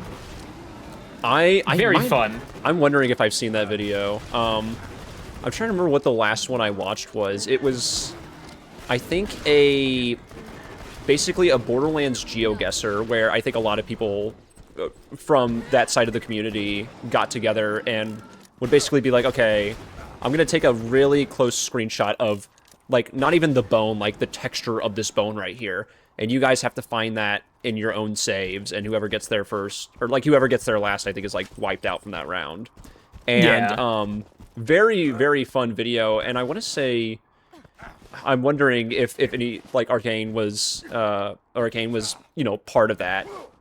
Are they still making videos pretty frequently? Or, like, they had one come out pretty recently, but they swapped to some Dark Souls or Soulsborne content recently. Oh, cool. I think that seems like a good I want to progression. say that they were doing like a single stat only run, where like you only level up strength or dexterity or whatever, and then just try out different weapons associated with that. Very fun. That seems like I could also be mixing accounts in my head and just forgetting who's who. Hey, fair. There's a lot of people making content out there. Oh yeah, 100%. I feel like Dark Souls actually does make quite a bit sense if you're like a challenge YouTuber to progress from like Borderlands to a game like Dark Souls, especially if you're wanting more challenge. Dark Souls is a weird one for me. Like I got into Dark Souls actually because of one of the guys here in chat, if he's still hanging out. But Disincore got me to play Dark Souls 3 rather. And I fell in love with that game. The challenge aspect of it kind of wore off after playing it for a while. So it ended up gaining a very similar premise to me with Borderlands, where it's like, all right, it's less about how complex and how difficult this game is that I have to worry about, and more so, what interesting stuff can I do? Yeah. As far as like build composition and stuff. Oh, not the Nomad. No. Oh. If only I wasn't reloading. Ooh, nice gun at your feet, by the way. Ooh, there it is. You know looks what? to be a I'm gonna just spinny grab gun. it right now. Oh, it's a burst explosive. That is fun. I don't know if I've ever gotten something the like spinny guns. I think that's Vladoff barrel on a Korg assault rifle. Very, very fun combo. I should very much offer you one of these shotguns then if you want it. I don't know if you're running any shotguns or anything like that, but I've forgotten that I'm supposed to be. But I think I've got one shotgun, but I haven't been using it very much. Okay.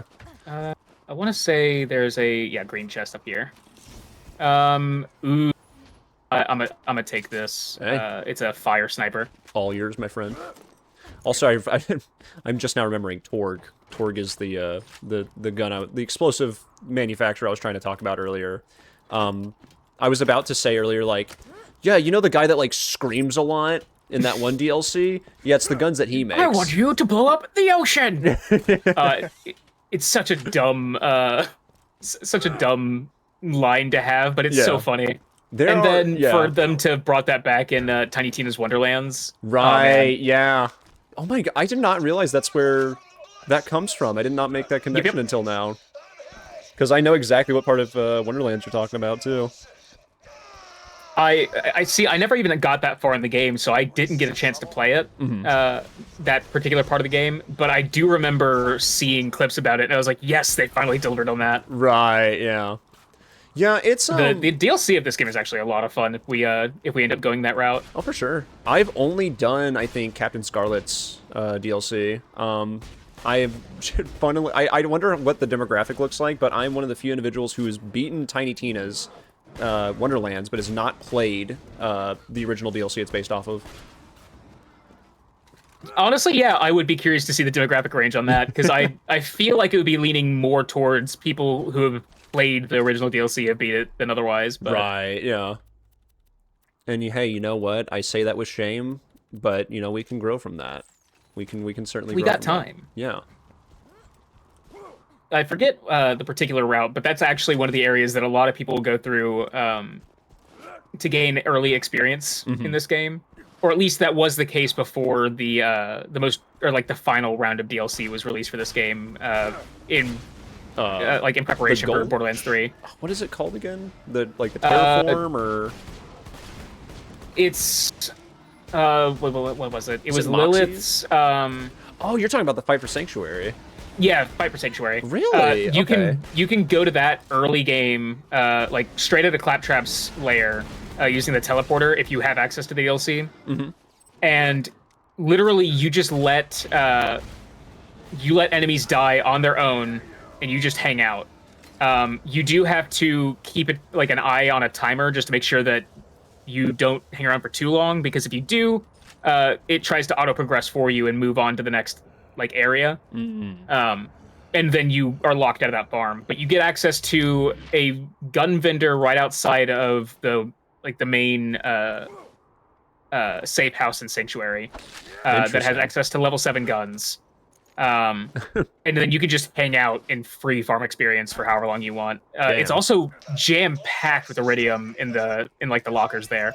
That's so you can get just early stonks. This better not be League of Legends. Look, I'm gonna be honest, I don't know. This might be League of Legends. We were talking about Arcane earlier, Nicole, so you might have to unfollow. I'm sorry. I will promise, at least personally, I will not be leaguing any Legends. It's not my scene. You know what? And same here. So maybe I'll leave we're that safe. to past Jim Jam. You must pay for his back in his heyday. transgressions. You think you know a guy? I don't think. I don't know. No. Yeah. Jim Jam and some of his, I think, college friends tried to get me to play. Not college, high school friends rather, I believe. Tried to get me to play it with them for a little bit, and I was very awful at that game. I completely missed that. Yeah. Hey, that's all right. We predominantly played bot lane, or against bots, and I played on bot lane, and it's just not fun. Dude, what are you talking about? The bot grind in any video game is always the most fun, you know? Because in your challenge, what's that?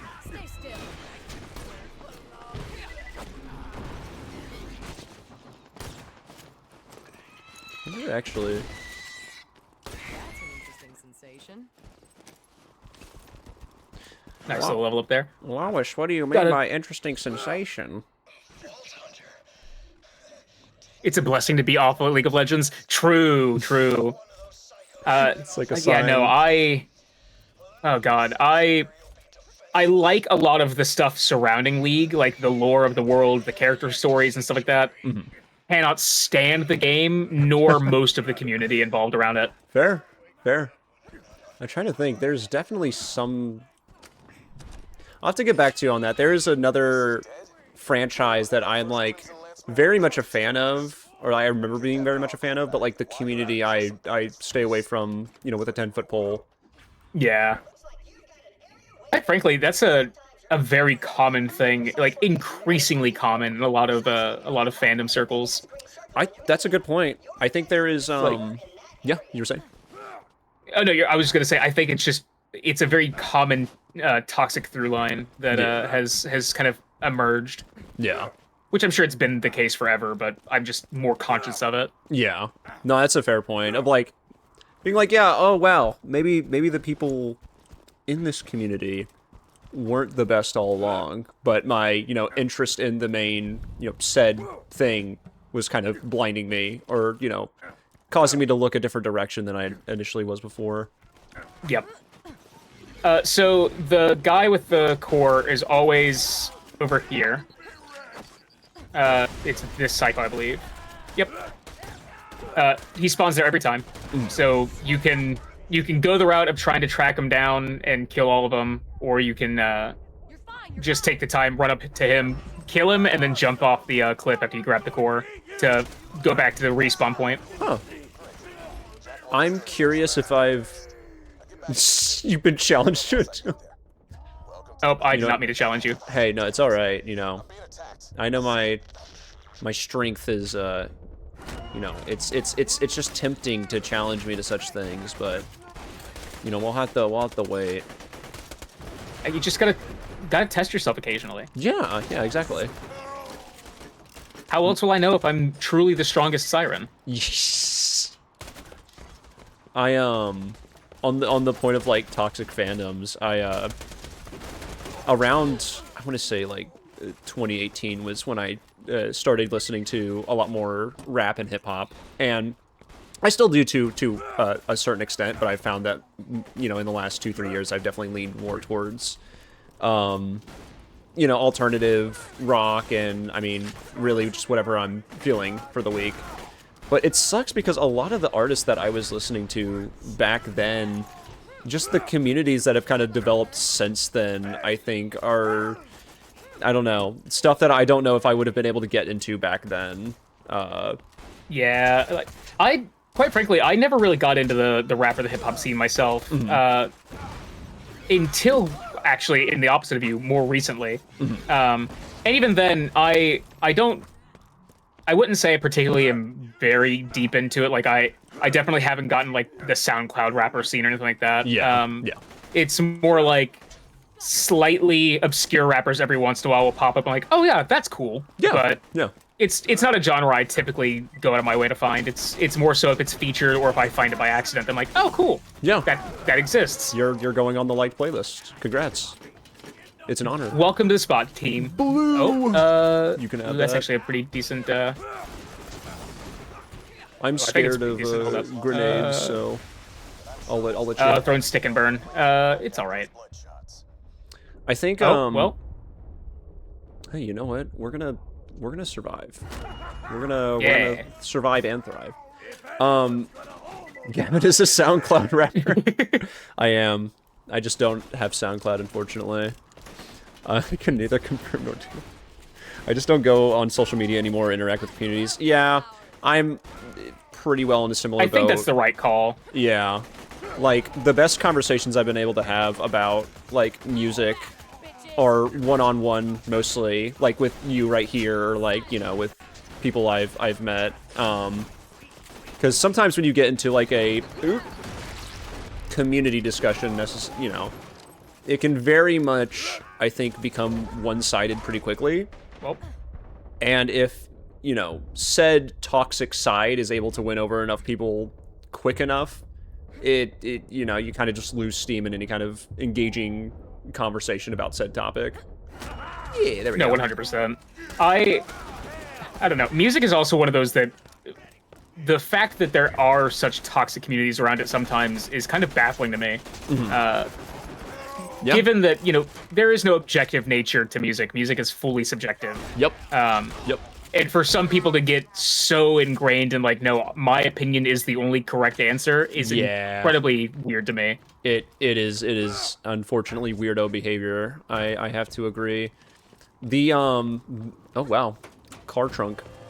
The artist I think that immediately comes to mind as far as like rap communities that I think will never find myself a part of moving forward. There's a rapper by the name of Playboy Cardi who, for a while, was very well known for having what people would call a baby voice. Where he would just talk like this. Hey. And obviously at first hand, like at first glance, like you're like, I'm not gonna listen to that. But then something maybe, you know, if you're half of the listeners, it clicks in you and you're like, huh, this is itching a weird part of my brain, and I do like it. It's like I can objectively say that he may not have the best singing voice, but it's hitting in a weird way. Yeah. And what has kind of started as like, oh, we're appreciating this artist as someone who's like doing something unique and new and that not a lot of other people are doing, very quickly has just turned into I think Ren's kind of on the money, like with gatekeeping. Yeah. It is an extremely, like, I don't know, dude. It's if I've ever talked about it on stream, I've talked about how like I very much appreciate someone who is more authentic or more, you know, how do I put this? Isn't as worried about like coming off as cool or this or that. I very much appreciate someone who's just themselves.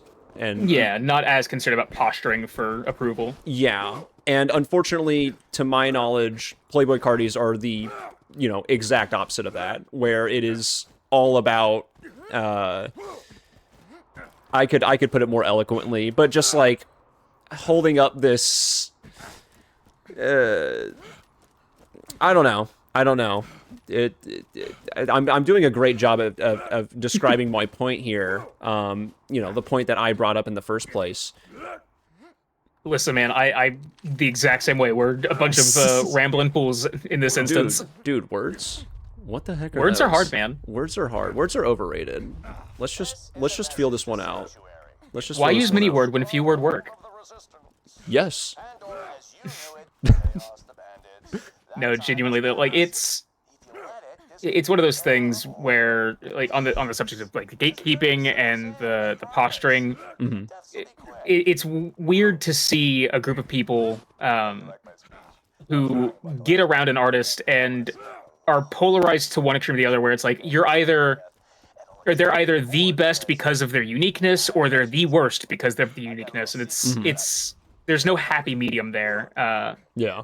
Which leads to a very weird dynamic between the people who end up enjoying it either listening to it either ironically or unironically. If I had to pinpoint that to like a band that I can think of off the top of my head within like my, you know, more IRL friend group, it would be the band Geese, which I don't know if you've heard any of Geese's stuff, but I don't want to say it's Don't believe I have. I don't want to say it's polarizing, but like it is. I think that is definitively a you love it or you hate it kind of band. Gotcha. And it was another thing where it was like, oh yes, the lead singer's voice. It's very weird delivery of how he's, you know, singing this stuff, but like it's, I don't know, it's itching that part of my brain. And anytime I've tried to show like someone Geese, it's usually, if not always, just like, man, that was a really good ironic song, Gavin. Good. Hashtag certified yappers. You know, hey, that's a title I wear proudly, honestly. 100%. Honestly, I don't know if it updated, if you guys can see that. I think I added Yapper to the You did. Okay, perfect. Oh man, that's lovely. Ren was kind enough to let me know that it had like taken away the ones I had previously, but yeah, no, I don't know. I guess in my recent memory, I've tried to be a lot more open-minded about music and listening to new stuff, and it's part of the reason why I love...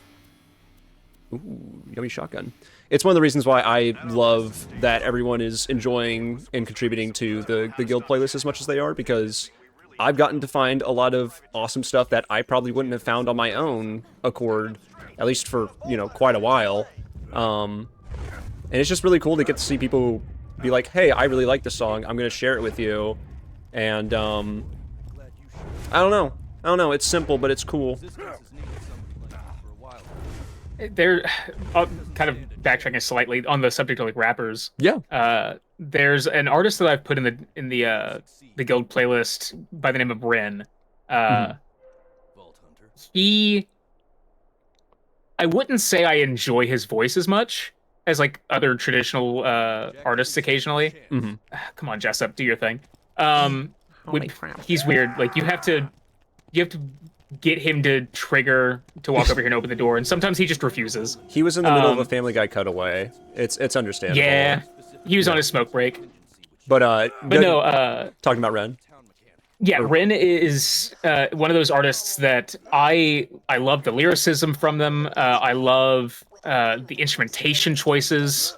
Like, there's a song by him that is just literally called "Hi There, Ren," and it's sort of a self-introspective piece, talking to his demons, to his psychosis and stuff like that. Right. Very, very good piece. Yeah. But it also highlights that he is classically trained on guitar. Like he knows how to play a classical guitar. It's so cool. Yeah. I think actually, now that you mentioned that song, I think I do have a friend who, is that like a 6 or 7 minute song? I think so. It is a rather longer song, I believe. Because I do remember on the way back from a recent like trip when I was when they were carpooling with me, they queued that on the list, and I was like, this is really cool. I really like conceptually where this is at. And I'm sure with more listens I could, honestly, not that there was anything like terribly wrong with the delivery or anything, but like with more listens I'm sure I could get more into the delivery and all that. He's an artist that I could see a lot of people just not enjoying, given the vocal aspect. There's a lot of cool stuff that he does that like are genre breaking. Like there's a lot of to the point of like the 1975 from earlier. Yeah. There's a lot of genre swaps that he does while still maintaining a rap capacity in there somewhere. He also does a bit more of like a storytelling direction in a lot of stuff that he's put out there. Very much. Yeah. I really enjoyed that. There's also like the band The Amazing Devil that predominantly does more like storytelling based things that they're fantastic. Yeah. Though I would say they have a traditionally better like singing quality to them than Rin does. Yeah, for sure. And I mean that's another great thing too, is that like seeing if an artist gets the support that, you know, or finds that sense of community, seeing them grow and improve those things that they are already like either good at or that they need to work on a little bit and really iron that stuff out is such a cool thing to witness as a fan. I think the biggest example I can think of off the top of my head is he was a YouTuber at one point, but his name was Quedeca. And at first it was, I think his biggest song for a while was like a KSI diss track. But now he's... Yeah. But now he is doing these like sprawling like epics that I can't even describe it as, you know, rap anymore. Like, I don't know, just incredible, like wonderfully put together instrumentation. And he's dropped some of my favorite music in the last, you know, 2-3 years, and I don't know, super young too. Like I want to say he's probably like younger than I am at this point, if I'm being honest. But just like super ambitious stuff that like even if it doesn't click with me initially, because it can be like a lot to listen to with certain tracks, I can at least appreciate what he's going for and just the amount of work that you can tell is being put into that. No, 100%. Because the only other thing with him is that he also doesn't have like the best singing voice. And again, for me, it's kind of like I don't mind it because you can tell he is like trying his hardest to hit certain notes or do this or that. And for some reason, I think that I hate to sound like stupid here, but that passion, it just like, I don't know, it's like, you know what? You get a pass, man. Like I see what you're going for here, and I respect the hell out of it. It's not like an artist who's already pre-established and isn't the best, and it's obviously like a cash grabby kind of thing. It's like, no, this is somebody who's putting their heart and soul into this. They're really trying to get out there. Yep. And you can see, like, from song 1 to song 5 or whatever, you can see the progress of them getting better. Oh my god, yeah. You put it wonderfully there. I have nothing to add. I'm just talking to fill air. Make sure I wasn't hearing 8 and was squinting at my monitor the whole time. You know, hey, I feel like that dude gets a bad name. That's all I'm gonna say. Maybe he wasn't that bad. Maybe he liked the 1975, and he was just sad that there wasn't an 8 in there somewhere, you know? It was a 9 and there's a 7. Like, I'm looking for 1875. Yeah. Dude, that was my favorite, you know, 19th century band, you know? It's terrific I loved, stuff. I loved when they swapped away from like the military style of music, but into more like free form orchestral pieces. Exactly. It really hit for me. Yeah, I think if I'm really being honest with myself, I think I just like weird voices in music because my favorite group. Oh wow, I have too much stuff in my inventory. My favorite group for a while was a boy band, or quote-unquote boy band, called Brockhampton, who very much was prideful of just being themselves. Like, If Roland has been captured by the Firehawk, I'm trying to think of an elegant way to put this, but the leader of the group was very openly gay and like proudly would rap about that, and it was really cool to see someone be that open and unashamed of, you know, who they were in, I guess, the rap scene at the time. And it was also very like DIY. Like these dudes were in like Southern California and living in one house, like putting this stuff together. But it's really cool to me because like a lot of their music is not traditional rap, I would say. Like it is very much like a sidestep of that expectation. And they'll do different things with like their voices or this or that, or they'll end their album in this like gorgeous ballad just because why not? Right, just for the sake of it. Yeah. And even though it was like, yeah, I'm probably not going to play this in the car with my friends because I don't think they're really going to appreciate that as much. They meant the world to me for the longest time, and I mean, they still are like my second favorite band / group. And yeah. So I think it's weird voices for me, but I also think it's just people being genuine artists. I think that kind of does it for me as well. Just But to say you've put a lot of focus on like the genuine nature of an artist. Yeah. Like that is, there's so much to be said about that I think a lot of people kind of overlook, and the fact that you full on champion it as like one of the leading things that you look for is honestly really cool. Yeah, well, thank you. Rather than like subscribing to like the mainstream or something just because it is the mainstream. Right, yeah. Which I know plenty of people who do that, and I don't know how to feel when it happens. I was gonna say, honestly, if I could put it more eloquently than I did before, I think that's kind of where when we were talking about Playboy Cardi, I think that's where that audience is just attaching to that based off of popularity, and then it's like, yeah, you don't agree with that idea, well, you just don't get it, and you're stupid, Yeah. and you should be ashamed, and also name 5 songs. You should feel bad about yourself because you just don't understand true art. Yeah, exactly. Now I'll go back to listening to this at it's kind of hard to describe without having the song on standby, but like there was a joke for a bit about like Playboy Cardi fans listening to that music at like 8 in the morning. It's just like, yeah, it adds up, and it's really funny if you know some of his songs. But yeah, Here for the music discussion chat. You know what? If we can't just yap about music, I don't know what we're doing. This is this is just a fun time. Oh, for sure, for sure. Backdrop of, I mean, we don't have the music playing in game, so this will count, right? This is the music, actually. You know. Oh my god! Download the bot after this.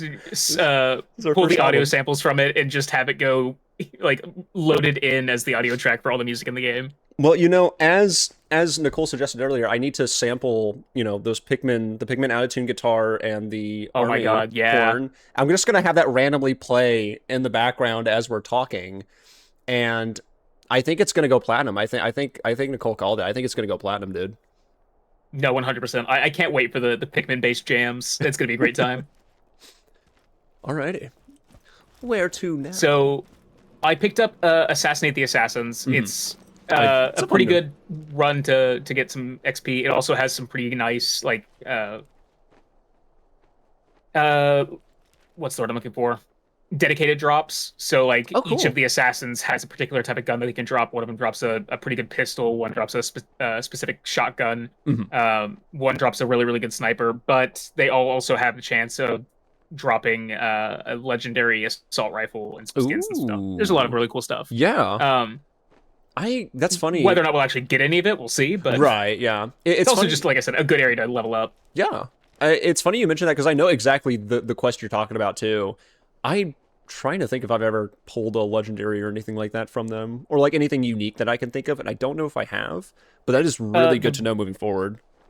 The very first guy that you fight, almost every time that I run in there, I get the drop from him, and it's a unique SMG. That's the word, unique. It's a unique SMG that deals shock damage, I believe. Okay. It's not good. Like, of the drops that they can have, you really want the sniper rifle and or the shotgun. Okay. The pistol is all right if you are, going like a collection route and you just want to get it. Yeah. But it gets outclassed pretty hard by the sniper and the shotgun. Yeah. And then there's the unique SMG. There's also a legendary SMG. Ooh. It's also joked as like one of the worst SMGs in the game. Is it the even though it's a Gub? legendary? No, the Gub No. is a bandit pistol. Okay. That's after let's see. That's after Sanctuary teleports later in the game. Spoilers for a what, like 15-year-old game we said earlier. Sorry, guys. I hope I just knocked something down. Oh my That's goodness. Chad, he knocked something down. I'll pick it up later. It's hopefully stream isn't falling apart and I'm just not noticing it. Let's see. Oh, do you say? Then we oh, you're so kind. We stopped talking about music for one whole minute, and it's all gone downhill. Also, I'm spinning. It's truly. There's also a quest over here that you can get from Sir Hammerlock. If you go down that quest chain, you get a couple other really good grinding spots for levels later in the game. Oh, I do like I don't know if it's necessarily just the dialogue, but I do like the dialogue of that mission. Or at least my like younger self did. Very silly. The naming down the different or getting a different name for the bullymongs, and then I forget all the other names that he gets. I remember, I think, the last one. But I don't want to spoil a 15-year-old game for chat, so... Do you want to go do this quest just to show it off? No, I mean, we can honestly, if it's easier to do the other one first, then let's just do that one. All right, it really doesn't matter either way. The world is our oyster as it is. We pick a quest and go. Let's play the name game. Chat, you're in for a surprise. Unless we need to do anything else here in Sanctuary first. No, the next quest in the story has us go to Threeborn Divide, I believe, which would be also in the same direction as Assassinate the Assassins. Fair. Let's do it then. Name game we can kind of just do right here outside of Sanctuary. You're so right. Apparently it's getting cold. Thank you, Jessup. Wow. Jessup, you don't get enough credit, but you are my favorite. My favorite Family Guy cutaway. Also, I saw it earlier, but Shaman, you're 100% right. The My Hero fandom is very toxic. Yeah. Just kind of real quick throwing back to that conversation for earlier. Absolutely, yeah. Dear God. Yeah. I remember really enjoying that show for a little bit, and then as it got to like the later seasons, I had to drop off just because I couldn't stand the people who were watching it Yeah. and posting about it. Dude, I'll let you drive this time. I want to be passenger princess. Gotcha. That's what Peter always wanted. I mean, Potor. I love KOTOR. Lois, we gotta name the bullymong, Lois. That's the plot of this episode. Let's see. It was R1 to break.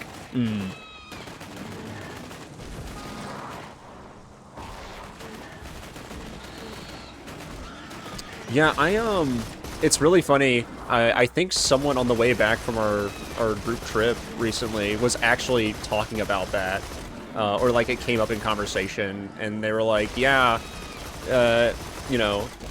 MHA, really good from what I watched, but like, good lord, I had to sit back for a bit just so I wasn't getting lumped with, a lot of the people that were posting about it. Just kind of understandable, unfortunately, but, I'm trying to remember, there was like an unhealthy amount of spoilers going on constantly.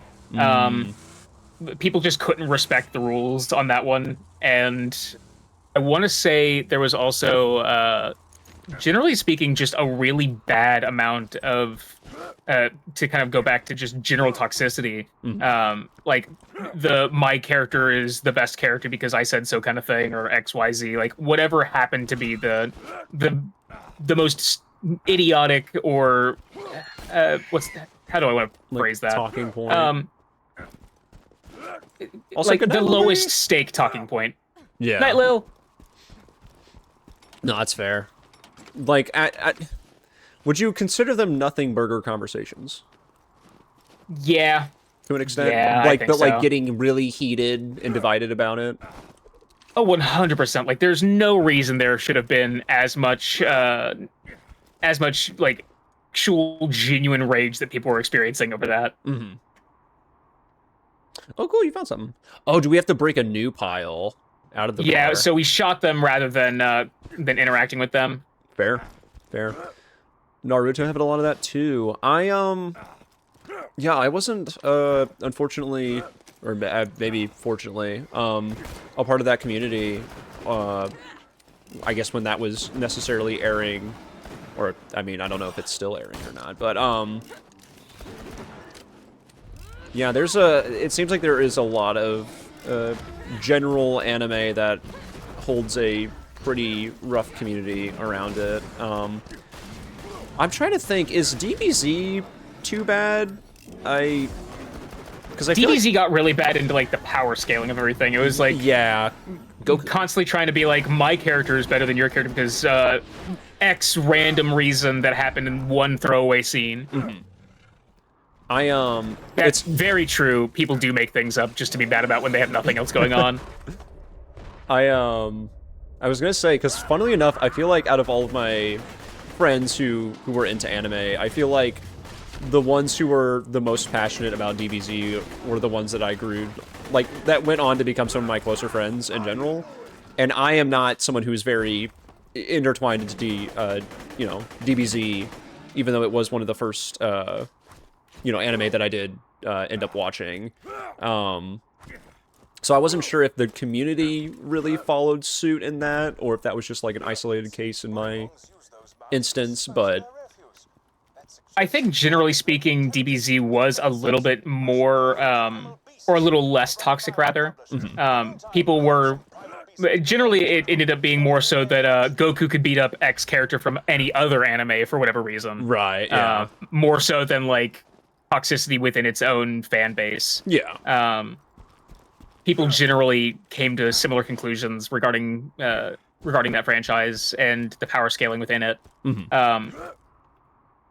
Although, to like a similar extent with Fullmetal Alchemist Brotherhood, which was one of my favorite anime growing up, that one, the toxicity that I remember for that one was more so like on my anime list, downvoting anything that was that would accidentally take the #1 spot, because Fullmetal Alchemist just sat there for ages. Yeah. Like, very dumb. There was no reason for them to have done that, just to hold the pristine, like, position of being ranked #1, but Right. it doesn't keep people from doing it. They're gonna do it regardless. Was there a movie? We can go ahead and jump in here on these. I'm trying to remember. Was there a movie that came out recently where, like, people were trying to do that as well on, like, IMDb or something? I wouldn't be surprised, but I can't recall. Kill a primal beast with a grenade. Hold up. Let me see if I can get this, maybe? Oh, come on. I got a young one. Oh, you got it. Sweet. Okay, cool. I was gonna say I had one down to, like, one little sliver of health. Oh. The payback that. was imminent. Here, I'm gonna get him down. Oh, you're back. Okay, sweet. Yeah. I had one behind me pretty close. Guys, never doubt Ben's capability to bounce back. I never doubt your own ability. I almost made a joke, and then the way that it, like, was vocalized in my head, I was like, I don't know if I want to say that on the internet. You know, hey, the difference is, Ben, you're smart enough to not go on to say it. I just am like, I'm not gonna say that. This is what I was not gonna say. Oops, I have just said it. You give me too much credit, because I am 100% that way as well. It just depends on the day for me. Sometimes I've got the wherewithal to be like, nope, actually not gonna say that. And other times, I just catch myself completely with my pants down and just like, yep, Yeah. I'm not gonna say the thing that I'm saying outside or out loud right now. I'm too good for that. Couldn't be me, chat. I would never. DBZ was the hey, this series characters can beat the character whole universe. Yeah. Yeah. And then every conversation's like, well, you gotta admit, Goku would floor everyone in Peppa Pig. It's like, we're not having the same conversation. I'm sorry. It's like, first off, why would Peppa Pig be fighting anybody in the DBZ universe? Like, Well, hey I'm now, pretty Ben. sure it never gets that important for them to have a fight, but Ben, sure. if you know the Peppa Pig lore, let me tell you, it gets I pretty don't nasty. know it, so that's the thing. It gets pretty nasty in the Peppa Pig. Daddy Pig really had to throw hands a couple times, and just who? He was never the same after that point in the series. Yeah. The family split up after They had that. to drive. They had to change the ratings to a TVM. Yeah. TVMA, yeah. Yeah. I remember when Drop the educational element. Yeah. When I was streaming on the account before this one, I think I was at one point going to play the Peppa Pig game on stream. But I never got to it, unfortunately. So maybe I'll have to rectify that here someday. Oh my goodness. That Oh was yeah, I need to awful. actually be letting them throw stuff at me. Better say, shotgun may be our best. Okay, You back know off. what? This Oh yeah, I guy's have, three, just punching the crap out of me. I have 3 weapon slots now. Neat. Ooh. I don't think my insurance is There going to goes cover our that car. one. Come on, throw it. Throw it. No, throw it. You won't. Do it. Do it, man. Throw it. Throw it. All right, fine.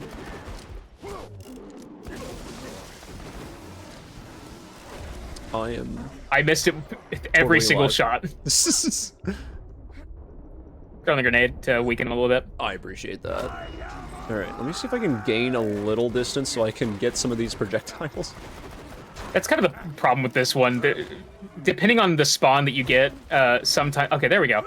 Sometimes they just gang up on you real quick. This is also just highlighting how poor of an aim I have in general. But we got it. We got it. You guys didn't see anything. Everything is fine. Don't say anything. No, 100% the horse could kill Goku. The horse. Shit. Okay. Oh, that trade was not good. I cannot drop the controller. Laughing. I have to. Oh, you're fine. Okay. I can drop it. The horse. Let's see. We gotta. Violence is educational. Dude, maybe Family Guy was onto something. You know, as far as like all you see today is violence in movies and sex on TV. Maybe they were trying to say it's educational. Question mark? They just weren't bringing back those Good old fashioned values. values on which we used to rely. Huh. Interesting. How dare they? Truly the worst timeline. The worst timeline. Damn it, they should have been Lewis and Potor, honestly. What the heck? Give Lois and Peter a gun and change the names just slightly. We'll be great. Oh my god, it's this guy. I forgot about this. Sorry, I'm catching up So, on chat a little bit. Go for it. my goodness. I'm gonna see if I can get a particular drop real quick. Ooh, yeah, you I do that. doubt I'll get it, but it's a damn good pistol that actually would benefit you a lot potentially. Heck Oh yeah. fuck. Technically, it'd be beneficial to anyone, but still. Yeah. Oh shoot, I should get you. Never mind. I questioned Ben. I learned now I never questioned Ben. At the family thing today, Evan was commenting about how he'll make the joke that he's on meth sometimes because slow release Adderall's chemical compound is very close to meth. And he said that I'm always quick to clarify that it's his ADHD meds. I was like, yes, because you shouldn't always be making that joke out of the blue in groups of people and don't always have the self-awareness to realize when you should and shouldn't. He was like, you saying I don't have self-awareness? Dude, what are you talking about? Like, I'm always conscious of every conversation I'm having and the things I'm saying. Like, bro, don't question me. Ever. Did I say that you were allowed to question me? Yeah. We did not get the drop. He drops a legendary pistol that you can actually farm him pretty easily, but he drops a legendary pistol called the Herald, and it is an explosive pistol with a wide spread. Very, very good. Very cool. I feel like I've heard of that one before. There's going to be a lot of legendaries, I think, where that's the case, admittedly. It's very common that it gets used, once again, like in speedruns and stuff, if you can get access to it pretty early. Mm-hmm. Night Murph! Babies, man. Streams have been... both of your ends. Oh, yeah, cool. We are rating the same thing. Shall we read it at the same time, perchance? All right, 3, 2, 1. Streams have been very clean on both of your ends, by the way. Been popping back and forth, and I'm glad. And I'm glad to see everything's working well with the capture cards that literally almost the whole ensemble has at this point. LFMAO. That's awesome. We were actually able to do that very bit right there because of the capture cards, so we appreciate that, Ren. Thank you. Perfectly timed. Yeah. At his lowest, he was... Oh, y'all don't know about the horse timeline. You're not true Family Guy fans. Let me tell you. The Family Guy fandom, now that's a toxic fandom right there. You know, Potor would wipe the floor with any Goku nonsense you're talking about. Oh, 100%. Yeah. Do we want to go ahead and turn this mission in, or do we want to go instead and just go to Three Horns Divide, and then because we'll have to come back to Sanctuary after. Yeah, honestly, I'm cool just heading to Three Horns Divide at this point. Gotcha. There should be a. I think on the road nearby, there's a drive station. Yeah, right in front of us, there's a station for it. Nice. Yeah, Retep, we don't talk about Retep. He's like the Gavin 8 of the series, so we just try not to bring him up. I know I've recommended it on stream, but like, if anyone here in chat is like, yeah, I kind of just enjoy the random stupid funnies of Family Guy, do yourself a favor and just pop on a like early season episode of Family Guy, and I promise you, you will be satisfied for the time being. Genuinely, so silly, so fun. So this guy over here, I don't know how, but he spawned a second time. Hey, you know he's what? Not supposed to do that. And he's in a different spawn location. Yeah, he's back. Dude, he felt bad and he wants to give us the drop. Did you kill him on this like when we exited Sanctuary this time, or? Yeah, so what I was doing earlier, whenever I was like, I'm gonna get the drop, was killing him. Ah, cool. I forget that there's multiple spawn locations for him. I was unaware that he could spawn multiple times, though. I thought he could only spawn once per, like, time you load the map. I thought that was kind of the standard, but... Huh. Suppose not. No, and I apologize. Was it an explosive, pistol you were talking about? Yes, the Herald. Okay. For some reason, I thought he dropped a grenade, but I'm wondering if I'm thinking of someone else in a nearby... maybe not nearby, but like someone else in the vicinity of this area.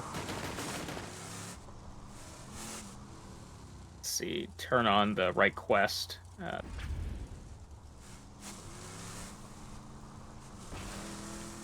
Just to make sure I'm actually going to the right spot. It's been a minute. Oh, fair. Oh, I am going to the wrong spot. That's right. I was gonna say, was it not just the door that was right there? Because we got to go over here instead. Oh, right. We haven't done Firehawk yet. Huh. Yep. I misremembered what quest we were on. Dude, you're all good. I did the same. Little Frostburn Canyon. I think the next quest brings us to Three Horns. Mm-hmm. I do believe that, because it's like, oh, you need a bandit car to get in here, and then they're like, oh, cool. Now you have to go meet Ellie. Yay, vehicular combat. That's right, yeah, because it's finally go time to rescue Roland. Mm-hmm. Oh my god, fire is not working for me on this one. You know what? Hey, happens to the best of us. Oh, beautiful. Good work, team. Same time next week. Yep. That's what we're here, man. Or why we're here, man. Yeah. I was gonna try and say what we're here for, and that's why we're here at the same time. My brain just went, "Yep, that works." You know what? You know what I respond to that? Here. That is one thing that'll be a pretty common through line for me. My brain likes to try and mix phrases together and just fails miserably every time. It'll just half deliver something and call it good. I think that's just a sign that you're an inventor, and that you are looking to forge new paths in the way that we speak as a human species. I think it's that deep. I think it runs that deep, and I think that's truly the intent behind it. And I think you should be incredibly proud of yourself. You know what? I'll take it. No rebuttal. No rebuttal. And that's why no one ever No questions notes. me either. Yes, we don't question It's a each sign other. of ligma? Oh my god, what? What? Hold on. What's that? Speed Demon, please. Cool. Hawk should be around. Yeah, let us know. Stay What? alert. That's weird. What is Bloodshot bandit ligma? seems to be attacking the Fellhawks. I love the delivery of that. Probably left landmarks. There's like a concern in your voice that I'm like, he really means it. Follow the screaming. Really means it. He's really concerned. He really wants to know. Dude, who the fuck is Steve Jobs? Tell me. Am I gonna die? Steve Applejobs.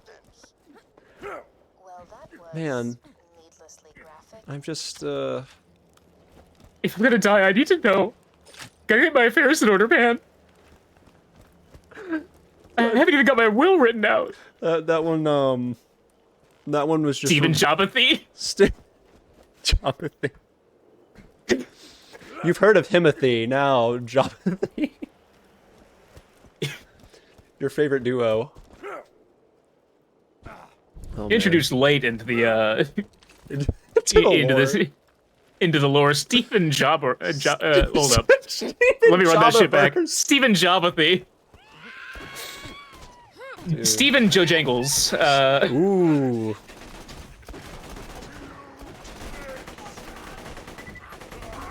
Oh, dude. Oh, yeah, we start getting the, oh, what are they called? The goobers. The goobers with the little heads. What's their name? Oh yeah, the Goliaths. Yeah! I hate those guys.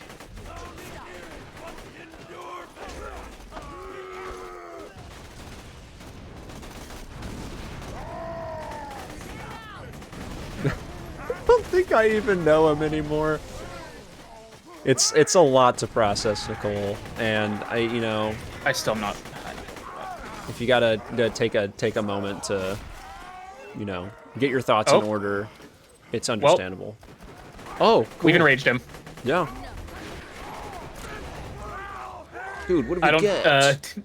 I don't think I'm ready for a Goliath just yet. Oh, come on! Don't you know how to have a little fun? And Be fair, there's still more in the area. No, I'm just There's kidding. one actually that. No, quite frankly, there's one that spawns in the cave up ahead that has a crate on his back. Oh, really? And if you can get him, I want to say his loot changes slightly depending on what stage he gets as far as like his progression. So if he gets to Goliath, I want to say he has better loot. Do people grind that Goliath at all on the runs? Don't believe so. Okay. The best he can drop is, I think, a purple rarity. Oh, gotcha. So generally, it's more for like I did it kind of thing, like just an award for yourself to be like, I managed to kill a Goliath. Right. Yeah, I was trying to remember because I know exactly the Goliath you're talking about, and I was like, am I remembering that just from my own playthroughs, or is this something that I've attached to like a Jolts Dude video or something like that? I know later on he always tries to fight a Goliath in his runs, right whenever you're like where you meet Brick for the first time in this game. Oh, right. That's generally where he tries to do that anyways. Very cool. I need to go back and rewatch some Jolts, dude. Like, I just remember watching a lot of his stream highlights in like late high school, more specifically. Yeah. It was, I guess that kind of lines up timeline-wise. It was like the beginning of college for me that I started watching it. Roughly same time for both of us, give or take. I just now kind of attached my memory to this, and I wonder if this is actually what kind of got me thinking about the toxic fandom conversation. But another really big one that I think most people will be aware of is going to be Kanye West. Oh yeah. When I was first playing, or I guess when I was really like the first time I really got into Borderlands, because I like got it, I want to say like late middle school, and I played a little bit, and like I said, I wasn't really getting past Flint, so I kind of dropped the game and was, you know, going back to Call of Duty and stuff like that. But I got back into it, I want to say like my sophomore year of high school, and I do have a lot of really good memories attached to just running through this game, having like a pretty decent, like getting like decently far into it, and just listening to a lot of Kanye West's albums for the first time, and just being like, oh wow, this is incredible. And it's crazy that even though he was at one point in my life probably one of my favorite, you know, artists, ever since all that stuff went down, I have not had like a lick of desire to go back to his music. And seeing the community that has kind of formed post everything is just been something that I'm like, you know what, I don't need to be associated with this to any regard, and I am No, 100%. if that means not going back to his music, I am totally okay with that, dude. Is not worth it to me.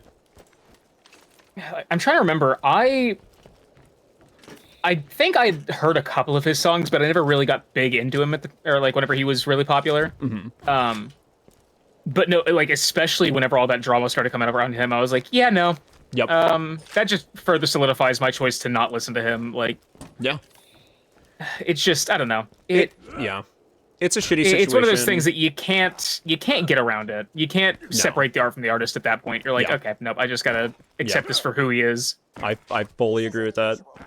The Firehawk is around. Like, there's a lot to be said about the death of the author and stuff like that in some media formats, but that's one that, I don't know. Yeah. I genuinely forgot that this path exists, and I forget if there's any reason to go over here. You raise a good point. I can't remember if there's like an emblem or something. It really, emblem. oh cool, nice.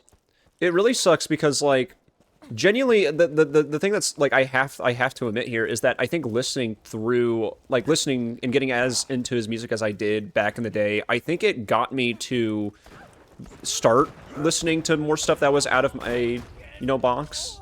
Because at the end of the day, a lot of the stuff that he did put out was super influential to a lot of artists out there. Like, I was talking about Brockhampton, and they formed off of a Kanye West, you know, blog, and it's just like it sucks, but like, I don't know, man.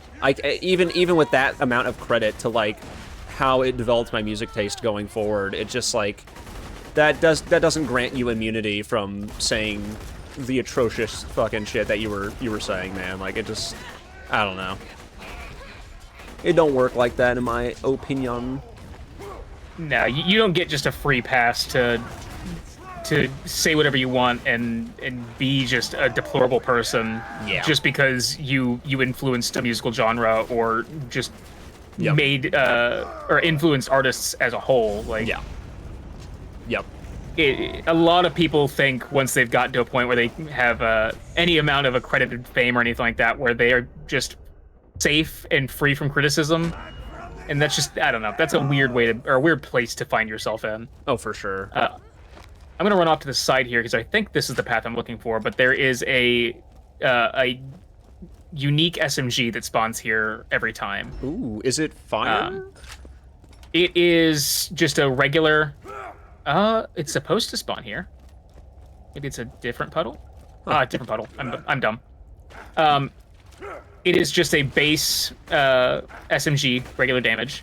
It's called the Lasco. Ooh. Really, really good gun, and I can kind of see it, but whenever you shoot it, the burst pattern makes like a rough bull shape. I'll find a moment real quick and show you. Yeah. But that should be good. We'll.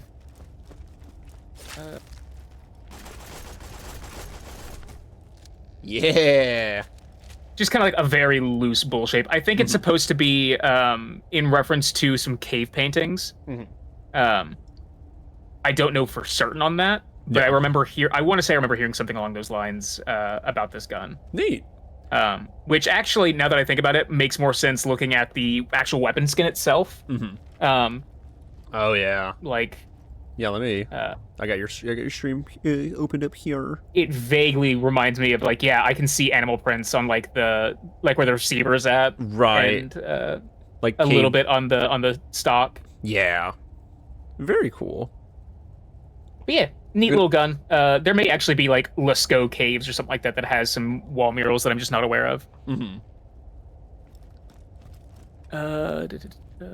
Rewatching Rooster Teeth Minecraft videos. Ooh, there you go.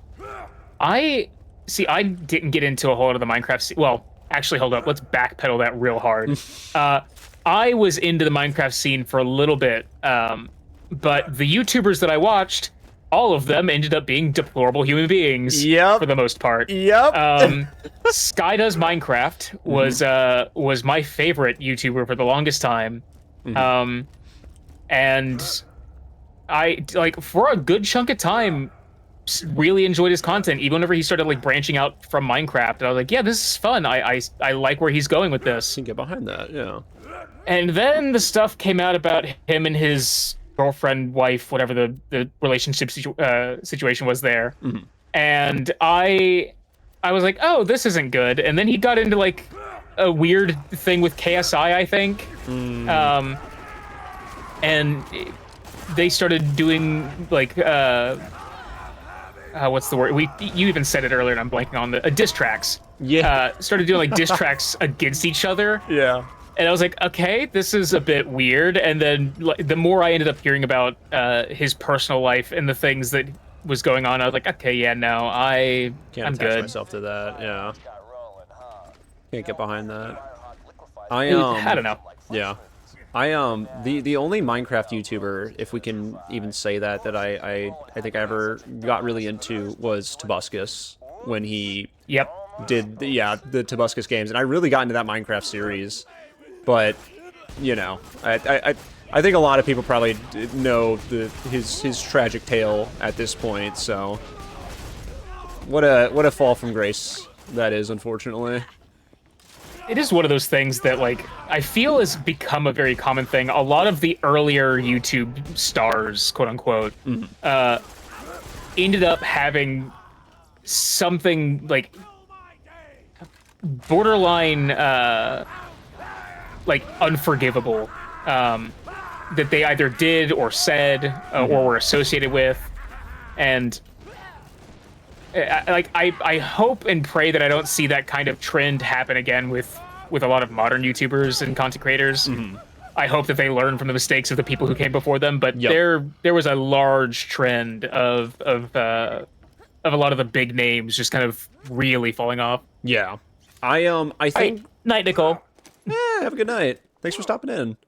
I think there is a little bit of a difference there where, and it kind of plays into the point I was about to bring up, where I think a lot more, modern day YouTubers, for one, do have that, like, those examples to look on as like, hey, don't go down that route if you can. But there's also, I think, a level of self-awareness to, I think, what certain communities,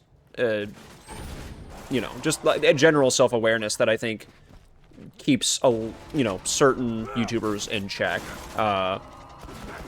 Which I think is for very much a good thing. And part of that self-awareness, I think, is this idea of, like, not having to attach yourself to, like, any kind of attention. I think part of the reason why, like, Kanye West was saying the shit he was saying, and why a lot of these YouTubers who, you know, will say deplorable shit are just desperate for the attention. And now that they don't have that, now that it's not, you know, as strong as it once was, they look as it, or they might look at it as a case of, well, any attention is good attention in my book. Because people are looking at me, people are talking about me, and da-da-da-da-da. And it's really sad to see, but to me, it's also just like a huge display of, I guess we could call it self-ignorance, and not really realizing what you're doing wrong here. Something that I think, I can't speak and say like a lot of modern day YouTubers have, but like I think it's more frequently shared amongst newer YouTubers, younger, I say younger in the sense of like more I said it right the first time, newer YouTubers than it is elsewhere.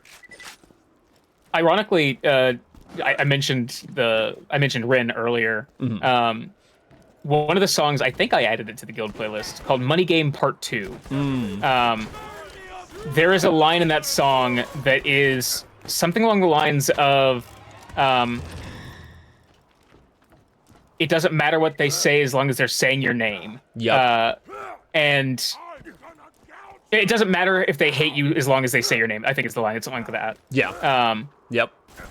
And it is, unfortunately, very true to what you're pointing at. Like, people get in a position where they don't care what the attention is so long as it exists. Mm-hmm. It still garners the clicks. It still gains the attention of people, whether or not like it's actually any beneficial or anything beneficial to them. Yeah. And like you said, we've got more people getting into the scene of content creation who are aware of that and have had the examples of you writing on his head. You know, I was just talking. I was trying to bring it up with the Goliath, the points that were being made here, and just trying to guide him away. But it seems that, you know, he was on board for any kind of attention. So Gotcha. Unfortunate. Yeah. Had to put him down. Yeah. Old Yellerdom. Old Yellerdom. Yep. Look at the flowers, buddy. Look at the flowers. Look at the flowers. Hey, I forget what that movie that's from, but oh, what is it? Of Mice and Men, I think. That sounds right. Yeah, it's a book that we read in high school. I know that. Ironically enough, it wasn't in high school that they made us read a whole bunch. For me, at least, it was predominantly in like early middle school. They were like, "Yeah, you are assigned this. You have to read it." Mm-hmm. Got into high school and they were like, "Fuck it, if you want to read, go for it." Like, we're going to have assignments based on this book. It's your problem if you don't get it. Yeah. Ironically, best essay I ever wrote, I spark noted the book.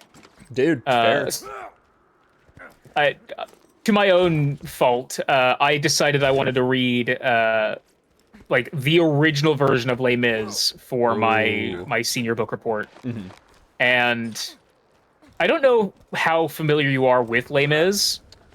I But know the original roughly book is of it. a mess. Like, it is a hard book to get into if you aren't already like tangentially aware of and or interested in the premise of it.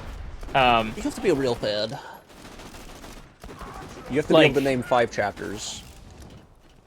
If you've watched the movie or if you've seen or heard the musical, you get a good amount of it, but there's still a decent chunk that doesn't come across that got cut from the book rather. Yeah, my personally, main... I prefer the musical interpretation. But... There you go. Yeah, I was gonna say my main awareness of Les Mis, it would be a friend I have who is very much a fan of the musical. There was actually, I think 2 years ago, maybe. I went and saw a production of it not too far from where I live. Oh, fun! And it may be among the highest, like one of my favorite productions of something I've ever seen. That's awesome. There's one scene towards the end that one of the characters is going to jump off a bridge to take their own life, because they're in a position where, like, can they deal with the moral quandary of their belief system that they've been stuck with for however many years versus the man who has been changing throughout the course of the show right in front of his eyes. Yeah. And he decides he can't live in that world, so he decides to just take his life. That was an interesting boost. In the show, that I saw anyways, I know what happens. It's about to explode. I believe in you. I shouldn't have believed in you. And back down. But I know that he gets hooked up to wires to make this effect work. But they project like what looks like a watery depth or like a bridge in front of him and over him a little bit to make it look like he's standing on or like standing at the edge of the bridge. Oh, that's cool. And then they pick him up and change the image behind him at the same time to make it look like he jumps into the waters below. And it is probably the single best like theatrical on-stage effect I've ever seen. I like I said, I understand conceptually how it works. Yeah. How. But the magic isn't lost on you. Yeah, it didn't get lost in translation. That's really cool. Shit. Hey, we got this. Come on. Nope. First death. Oh well. I'm about to go down myself. I'm at 2 HP. Oh, you got this. Back in high school, I would read ahead of where we had to be so much that the teacher won't call me to see if I read the book. But for Mice and Men, I decided to read alongside everyone else. Me and my classmate were talking about what could happen. Cue my twin walking up, spoil the ending, and walking away. That is foul. I remember actually trying to remember. It was definitely one of the more memorable books that we read, from what I recalled, which really sucks because I think the ending, I should say, was one of the more notable things about it, from what I remember. At least at that age. I'm trying to think. I'm almost positive I've not read the book. My only knowledge of it would be from the movie. Well, that was a dumb decision. Hey, it's okay. We're still here. Nothing to fear. Well, I'm out of ammo. Oh my god. Hey, you still got it! Run. Oh. You know, I could Gunzert. I could use my skill.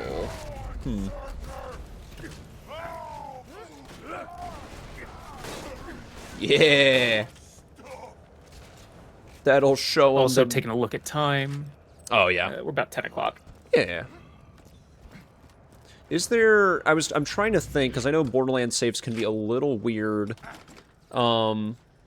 Is there, like, a good stopping point here, unless we just go through it the full Firehawk sequence? We can either go through the full Firehawk sequence, or there is a save area, I believe, literally right around the corner here, pretty much. Okay, gotcha. Careful, friend. Well, I mean, okay. I mean, yeah, it just depends if you're wanting to go, because, I mean, I think we could probably wrap it up 10, 15 minutes, right? Oh, yeah, I think we can get it in 15. Yeah. There we go. Ben, I just have to say, and I'm just saying this in case I haven't made it blatantly clear yet, this has been a pleasure to play with you and talk with you so far during this. Because obviously it's genuinely, this has been a great time. It's one thing to, like, obviously hang out in each other's chats and do that, but getting to sit here and actually be in the same call and all that has been a ton of fun. And if you ever had any doubt in yourself, and I don't want to just say being a good entertainer. Oh, you gonna go for the jump? I missed it. I really wanted to get it. I was like, I can do this. I really appreciate There's a the rock attempt. I sincerely appreciate the attempt, because I am too much of a wuss to do it myself, unfortunately. I really wanted to get away from the, do I go for a second try? It's right here. Oh, do it. Do it. Yeah. Yeah. Nope. I cut it too short. Hey. Third time's a charm. Listen, if it worked for that long jump attack in Twilight Princess, it'll work for me here. I got this. Oh, man. Ren, I feel the same way. I feel the same way. I was about to say, yeah, Bada bing, bada boom. there you go. It's the third time charm. It's the third eye blind, semi-charmed kind of life. No, but yeah, no. If you ever had any doubt in your mind that you weren't good at this, please dispel those beliefs, because my friend, it is a joy not only to watch but to get to be in the presence of you. I only because it's you, I will take this. Heck yeah. Genuinely, like I remember ages ago, I had like the passive dream of like it would be cool to be a content creator. I think every kid, whenever YouTube was really becoming big, was like, ooh, I want my dream job to be a YouTuber or something along those lines. Yep. And it was one of those things that I thoroughly talked myself out of.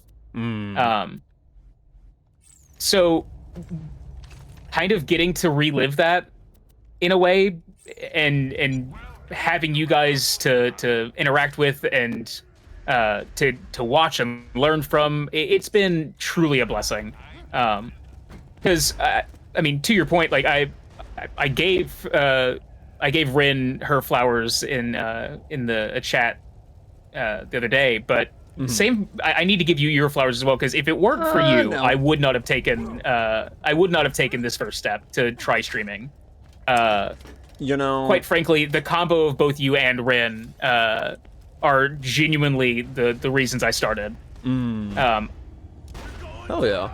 I am so happy to be associated with that, because I cannot recall. I wouldn't even say like a bad stream. Like every stream I've had the chance to sit in has been a blast, and I really do think that I'm really trying not to sound like some some fucking manager or agent here. Like, kid, you got the chops, kid. You was meant for this. But like genuinely, like You're destined for greatness, kid. you're destined, and I should be your manager. I should have 10% because I told you this. Right. Yeah. But no, like genuinely, like it has been an absolute blast getting to meet you and just getting to hang out and all that. And I'm super glad we were able to make something work and get to play a game, especially like Borderlands, where like I think it's a lot more open to just kind of talking and shooting the shit and all that. And Oh yeah, like this game has a pretty interesting story, but you're not here for that. We're here for just, like you said, shooting the shit, having a good time. we're here to talk about toxic fandoms and Family Guy, off-brand Family Guy characters. I mean, really, we know our audience is. Looking for Roland, huh? He's not here. If only we could bring the horse. The horse. If only. They never came after Give Gavin flancers. You know what? Yeah, I'll take them. I'll take the sacrifice for the team. Oh man. Oh I'll see if geez. I can't fade But yeah. for you. No, thank you so much for. I told you it was a very similar story with Jimothy actually, but like thank you for reaching out to do this, because my Achilles heel is that I try not to come off as like ever asking for too much or this or that, so I'm usually not one to ask people to do stuff, but like the fact that you followed up with this and kind of were the one to initiate it in the first place, like thank you, man. It's yeah, words. Ironically, I was incredibly concerned for no reason, quite frankly, but it was like I kind of had a similar moment with Rin and the rest of the ensemble I've had a chance to meet so far, where it felt like I went from hanging out in chat to being incredibly close to you guys very quickly. Yeah. It felt very like bordering on parasocial to like an extent. Yep.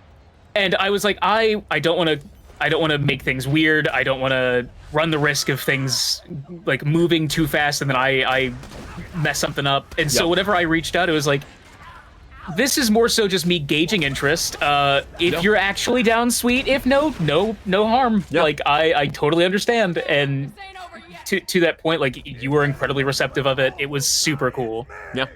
It's chat. Ben is actually just reading straight from my mind right now. This is when I say we're sharing the same brain cell. I think this is partially what I mean. Especially to the parasocial, extent where it's like I have seen what parasocial, I guess for lack of better words, like relationships can look like, and it's like I would never want to bring that onto anyone else. And so that's why I'm always like, hey man, if I'm doing too much or saying too much, just let me know, and I'll cut that shit out. To anyone. But that also plays into like this whole thing of like really feeling like I like clicked with a lot of people in this community pretty early on, but being like, Oh, yeah. there's probably an appropriate amount of time for me to like start talking more one-on-one, or like, I don't want to say commenting on more stuff, but like being involved in more stuff in the community. And so yeah, that's, And even at the very least, like, you've made yourself a very consistent voice in a lot of the chats that I've seen and been a part of. Like, I you've done the work to be there. Okay. Thank you. I definitely try to. I can't say I have worthy knowledge to apply to, every chat in the Discord or every conversation, but I certainly try to, I try to not butt in too much, but I also try to provide like actual, I don't want to say just conversation, but like actual, like, try to engage with what we're talking about where I can, and where I can offer some level of, opinion on something. Right. I don't know. To be fair, Ben, a little bit of that is because we know Jimothy and you're his brother, and we know you're cool because he talks about you, and now I've met you in IRL and eaten your food. Fair. It was really the cooking that sold you on me, wasn't it? It's actually crazy because Ben, before he hopped on, he actually like came over to my house and made me the meatball smash burgers, and they were amazing, I just have to say. That's actually the only reason I agreed to do this, by the way. So Right. It's all the cooking. Yeah, I gotta. For every stream we do, I've got to make sure I get some more food brought to him. So. I'm preparing a couple different care package ideas moving forward. Perfect, because my hunger will never be satiated. I will lead off with that. My greed, it sickens me, but it's something I've learned to live with. I was gonna say it, and then I was like, I'll just hold off. Hey, you know brain what? cell, man. Yeah, we're passing the brain cell around. Gotta share. We gotta share it, man. We're like a pro basketball. Like, we're in the NBA, I think, passing this brain cell back and forth. I have to say, like, it's truly remarkable if you guys could see the athleticism going on here behind the scenes. Give me another hunk of iridium. Whoa, Lilith, lay off the iridium. You said the athleticism, my brain just failed to compute. It was like, me athletic? No. No. Yeah. Not even in the same sentence, buddy. Pretty sure the asthmatic guy isn't gonna be that athletic. Oh, dude, more iridium. Let's go. So the great thing about now that I've actually decided to take advantage of the thing that Ren graciously gifted me is that I can go back and rewatch this part of stream if I miss any chat, because I see that I am missing a lot of chat right now, and I don't have to. I've missed so much Yeah, as well. yeah. I don't have to guess what was being said. Oh, dude, she's gonna teleport us in Dude, there. Shaman, what are you talking about, Shaman? Ren's got it on lockdown. We're all so damn glad that you've been here, man. Yeah, dude. Yeah. You've been absolutely phenomenal to have around. Like, I think genuinely, like, you working as like the front man in a lot of instances, like whenever people join the guild and stuff like that, has set the tone for a lot of the interactions and how people behave within the Discord server. Like, Absolutely. You've done a phenomenal job of making this community as welcoming as it is.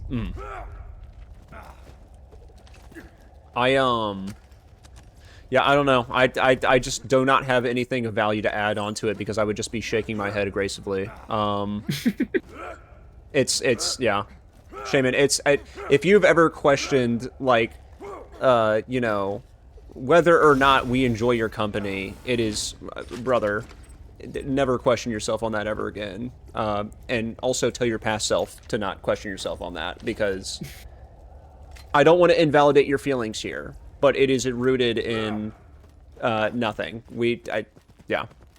I have nothing but good things to say about Shaman and everything that he has brought to the community that I've seen just in the past year that I've been here. Because it sounds like Shaman's been a ride or die for, I mean, literally since the beginning, and that is super admirable to me. So, my full respect to you, friend. My full respect to you.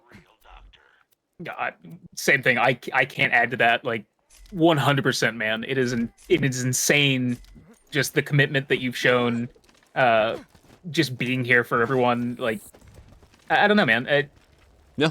I would love to get the chance to actually get to meet a lot of you. Shaman, you are among that list of people I would love to get the chance to meet. I think you are somebody who would be incredible to know on a personal level.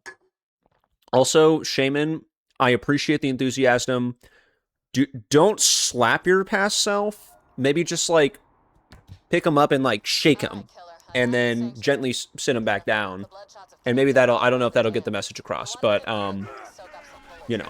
just the biggest of bear hugs and just self-affirmation. Absolutely. I think that's even better. Ren, I will actually once we wrap up here, I will take a second to read everything. Yeah, try and go back a little bit. I'm trying to remember. There actually, I believe, may have been a fast travel in here that we could have used, and I forgot about it. Oh, you're right. Do we want to go back? Read. Oh, okay. I mean, we got this. We've got this pretty much mopped up. I overestimated this one Nomad Pyro.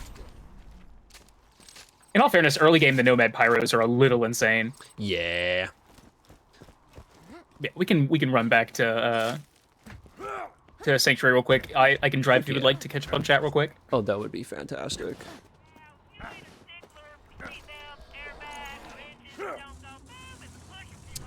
Alrighty.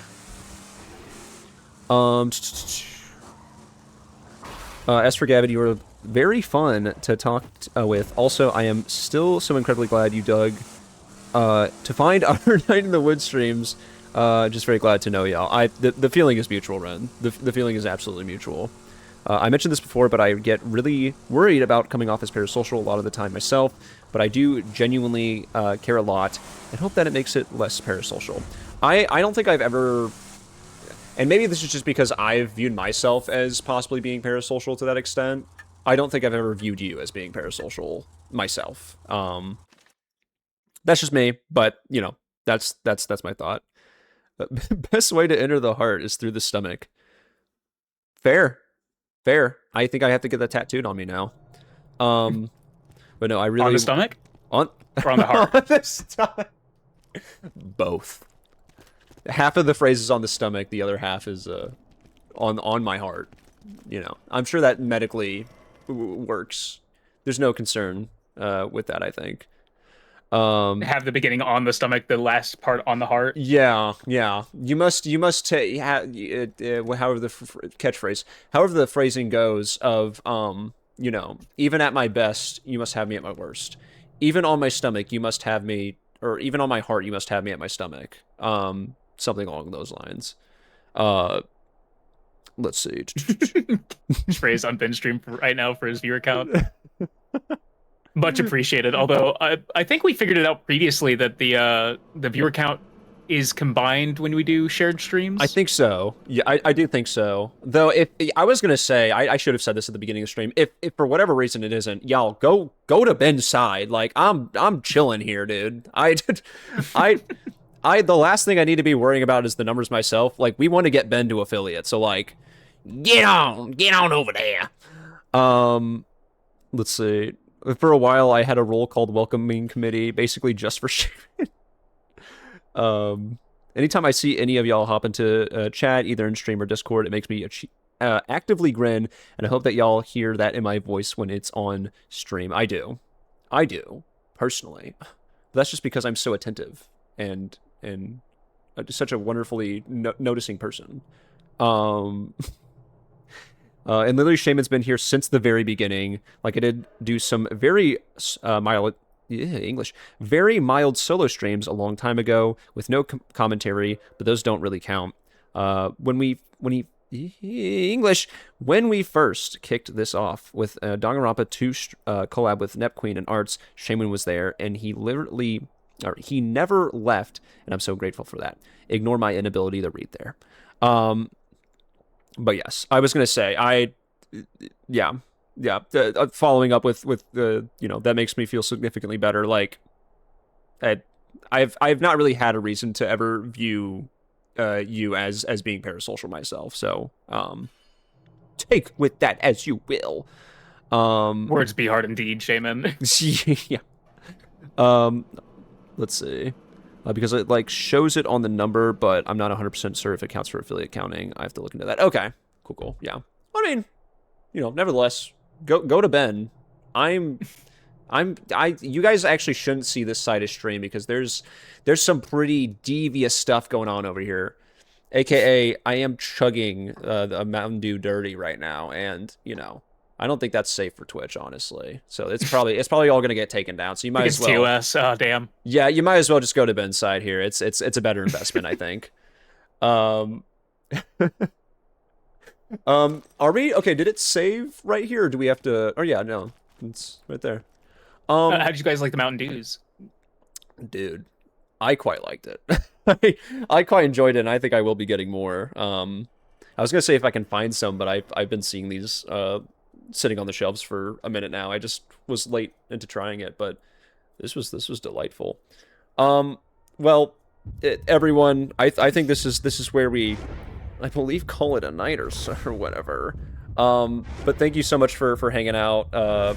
Ben, thank you so much for agreeing to do this. I am very excited to continue this and run through the rest of the game. I have been itching to go back to a Borderlands game, and I'm trying to think here, trying to think in my mind of minds if there's a better person I'd be wanting to run with it right now, and I just can't. So thank you for the hell of that, man. Yeah, thank you for dealing with my yapping. If there was a total on how much I probably talked during the stream, it was probably too much. So moving forward, I will try to close the hinge there moving forward. But thanks for dealing with my chicanery, man. I do really appreciate it. No, 100%. I mean, I've been saying that all stream. No, 100%. But genuinely, I wouldn't have it any other way. The stream of consciousness, just yap session, has been fantastic. For sure. Like, absolutely. I'm tripping over words. I don't know. I feel that. I don't know if I would have had anybody else I would have wanted to do this stream with. This has been a fantastic time. It's been perfect. I looked back and I saw it from Ren earlier. It is funny that you swapped from Jim Jam on Sundays to now me on Sundays, but like it is genuinely an amazing time. I'm glad you were receptive to the idea, and absolutely did. Hopefully we'll keep this going for a while at least. Yeah, buddy. Huh, buddy Ben. Oh, I gotta get one of them in there. I probably snuck a little bit more than one in there, but hey, you know what? At least one. At least one. Well, I'm trying to think here. So obviously tomorrow night we'll be live over on Ren's channel, run some more Deltarune. So if you're not already, I'm fairly certain most people here are already aware of that. But if not, Serenalis, tomorrow night, be there or be dared. Not squared, be dared. Yeah, I dare you to be there. Tuesday night, we will be taking a break from In Stars in Time. And I think I can confidently say it now. We're going to be running some more Freddy Fish with Cheesecake on Tuesday. So be looking forward to that. That should be a pretty good casual evening if you guys are able to make it. If not, totally cool. And I think myself, I'll hold off on any more announcements until Tuesday then. Ben, anything you want to talk about? Is that there might be someone going live the next day? I don't know. I have to say we've got more Twilight Princess on Wednesday. I think as far as where Nicole is still planning on doing more potentially Pikmin 1, the Deathless run on Wednesday evening as well. Yeah. Thursday we've got, I believe it's Ren this week. I believe so. Ren is not streaming this Thursday. Oh, no. Tekko, that's right. I forgot about Tekko. Oh, that's this week. Oh my goodness. Yeah, have fun at Tekko, Ren. Oh my goodness. So Thursday is to be determined. We'll see who takes up the mantle on that one, if at all. Yeah. Um, And we'll... Friday, I'm trying to think. I can actually look at the Discord, and that would help a lot. I'm wanting to say that we've got Friday. Potentially more. Oh, we don't have anything on the docket for Friday. But keep an eye out. There's generally stuff that goes on. I know that Nicole has been picking up a couple streams again. Oh yeah. Whenever she's able. We may still have some West streams occasionally. So Yeah. Let's see. just see what happens. Yeah. Techo is this week. I'll be heading out Thursday afternoon. I will, however, be live on Steel City Speedsters on Twitch on Friday morning for this charity marathon, and also Saturday night. Yeah. So go Nice. check that out. I'm pretty sure I'm following them, so I should be able to tune in at least for one of those for a bit. But yeah, be sure to check that out. Steel City Speedsters here on Twitch. Ooh, Wes was considering going live on Friday. Very cool. Yeah, I'll probably have more details on some of that too, as the week proceeds. So we shall see. We shall see what comes up from it. But us outside of that, thank you all for being here. Hope you have a wonderful start to your week. And if not, you better watch out, because I think Lewis and Potor are gonna be really mad about it. And it's just not. It's not a very good plot line, honestly. It's not a very good plot line for that episode of Family Guy. So just have a good week. Just have a good week, pretty much. Yeah, I think. Alrighty, guys. Bye bye. Take it easy, everyone.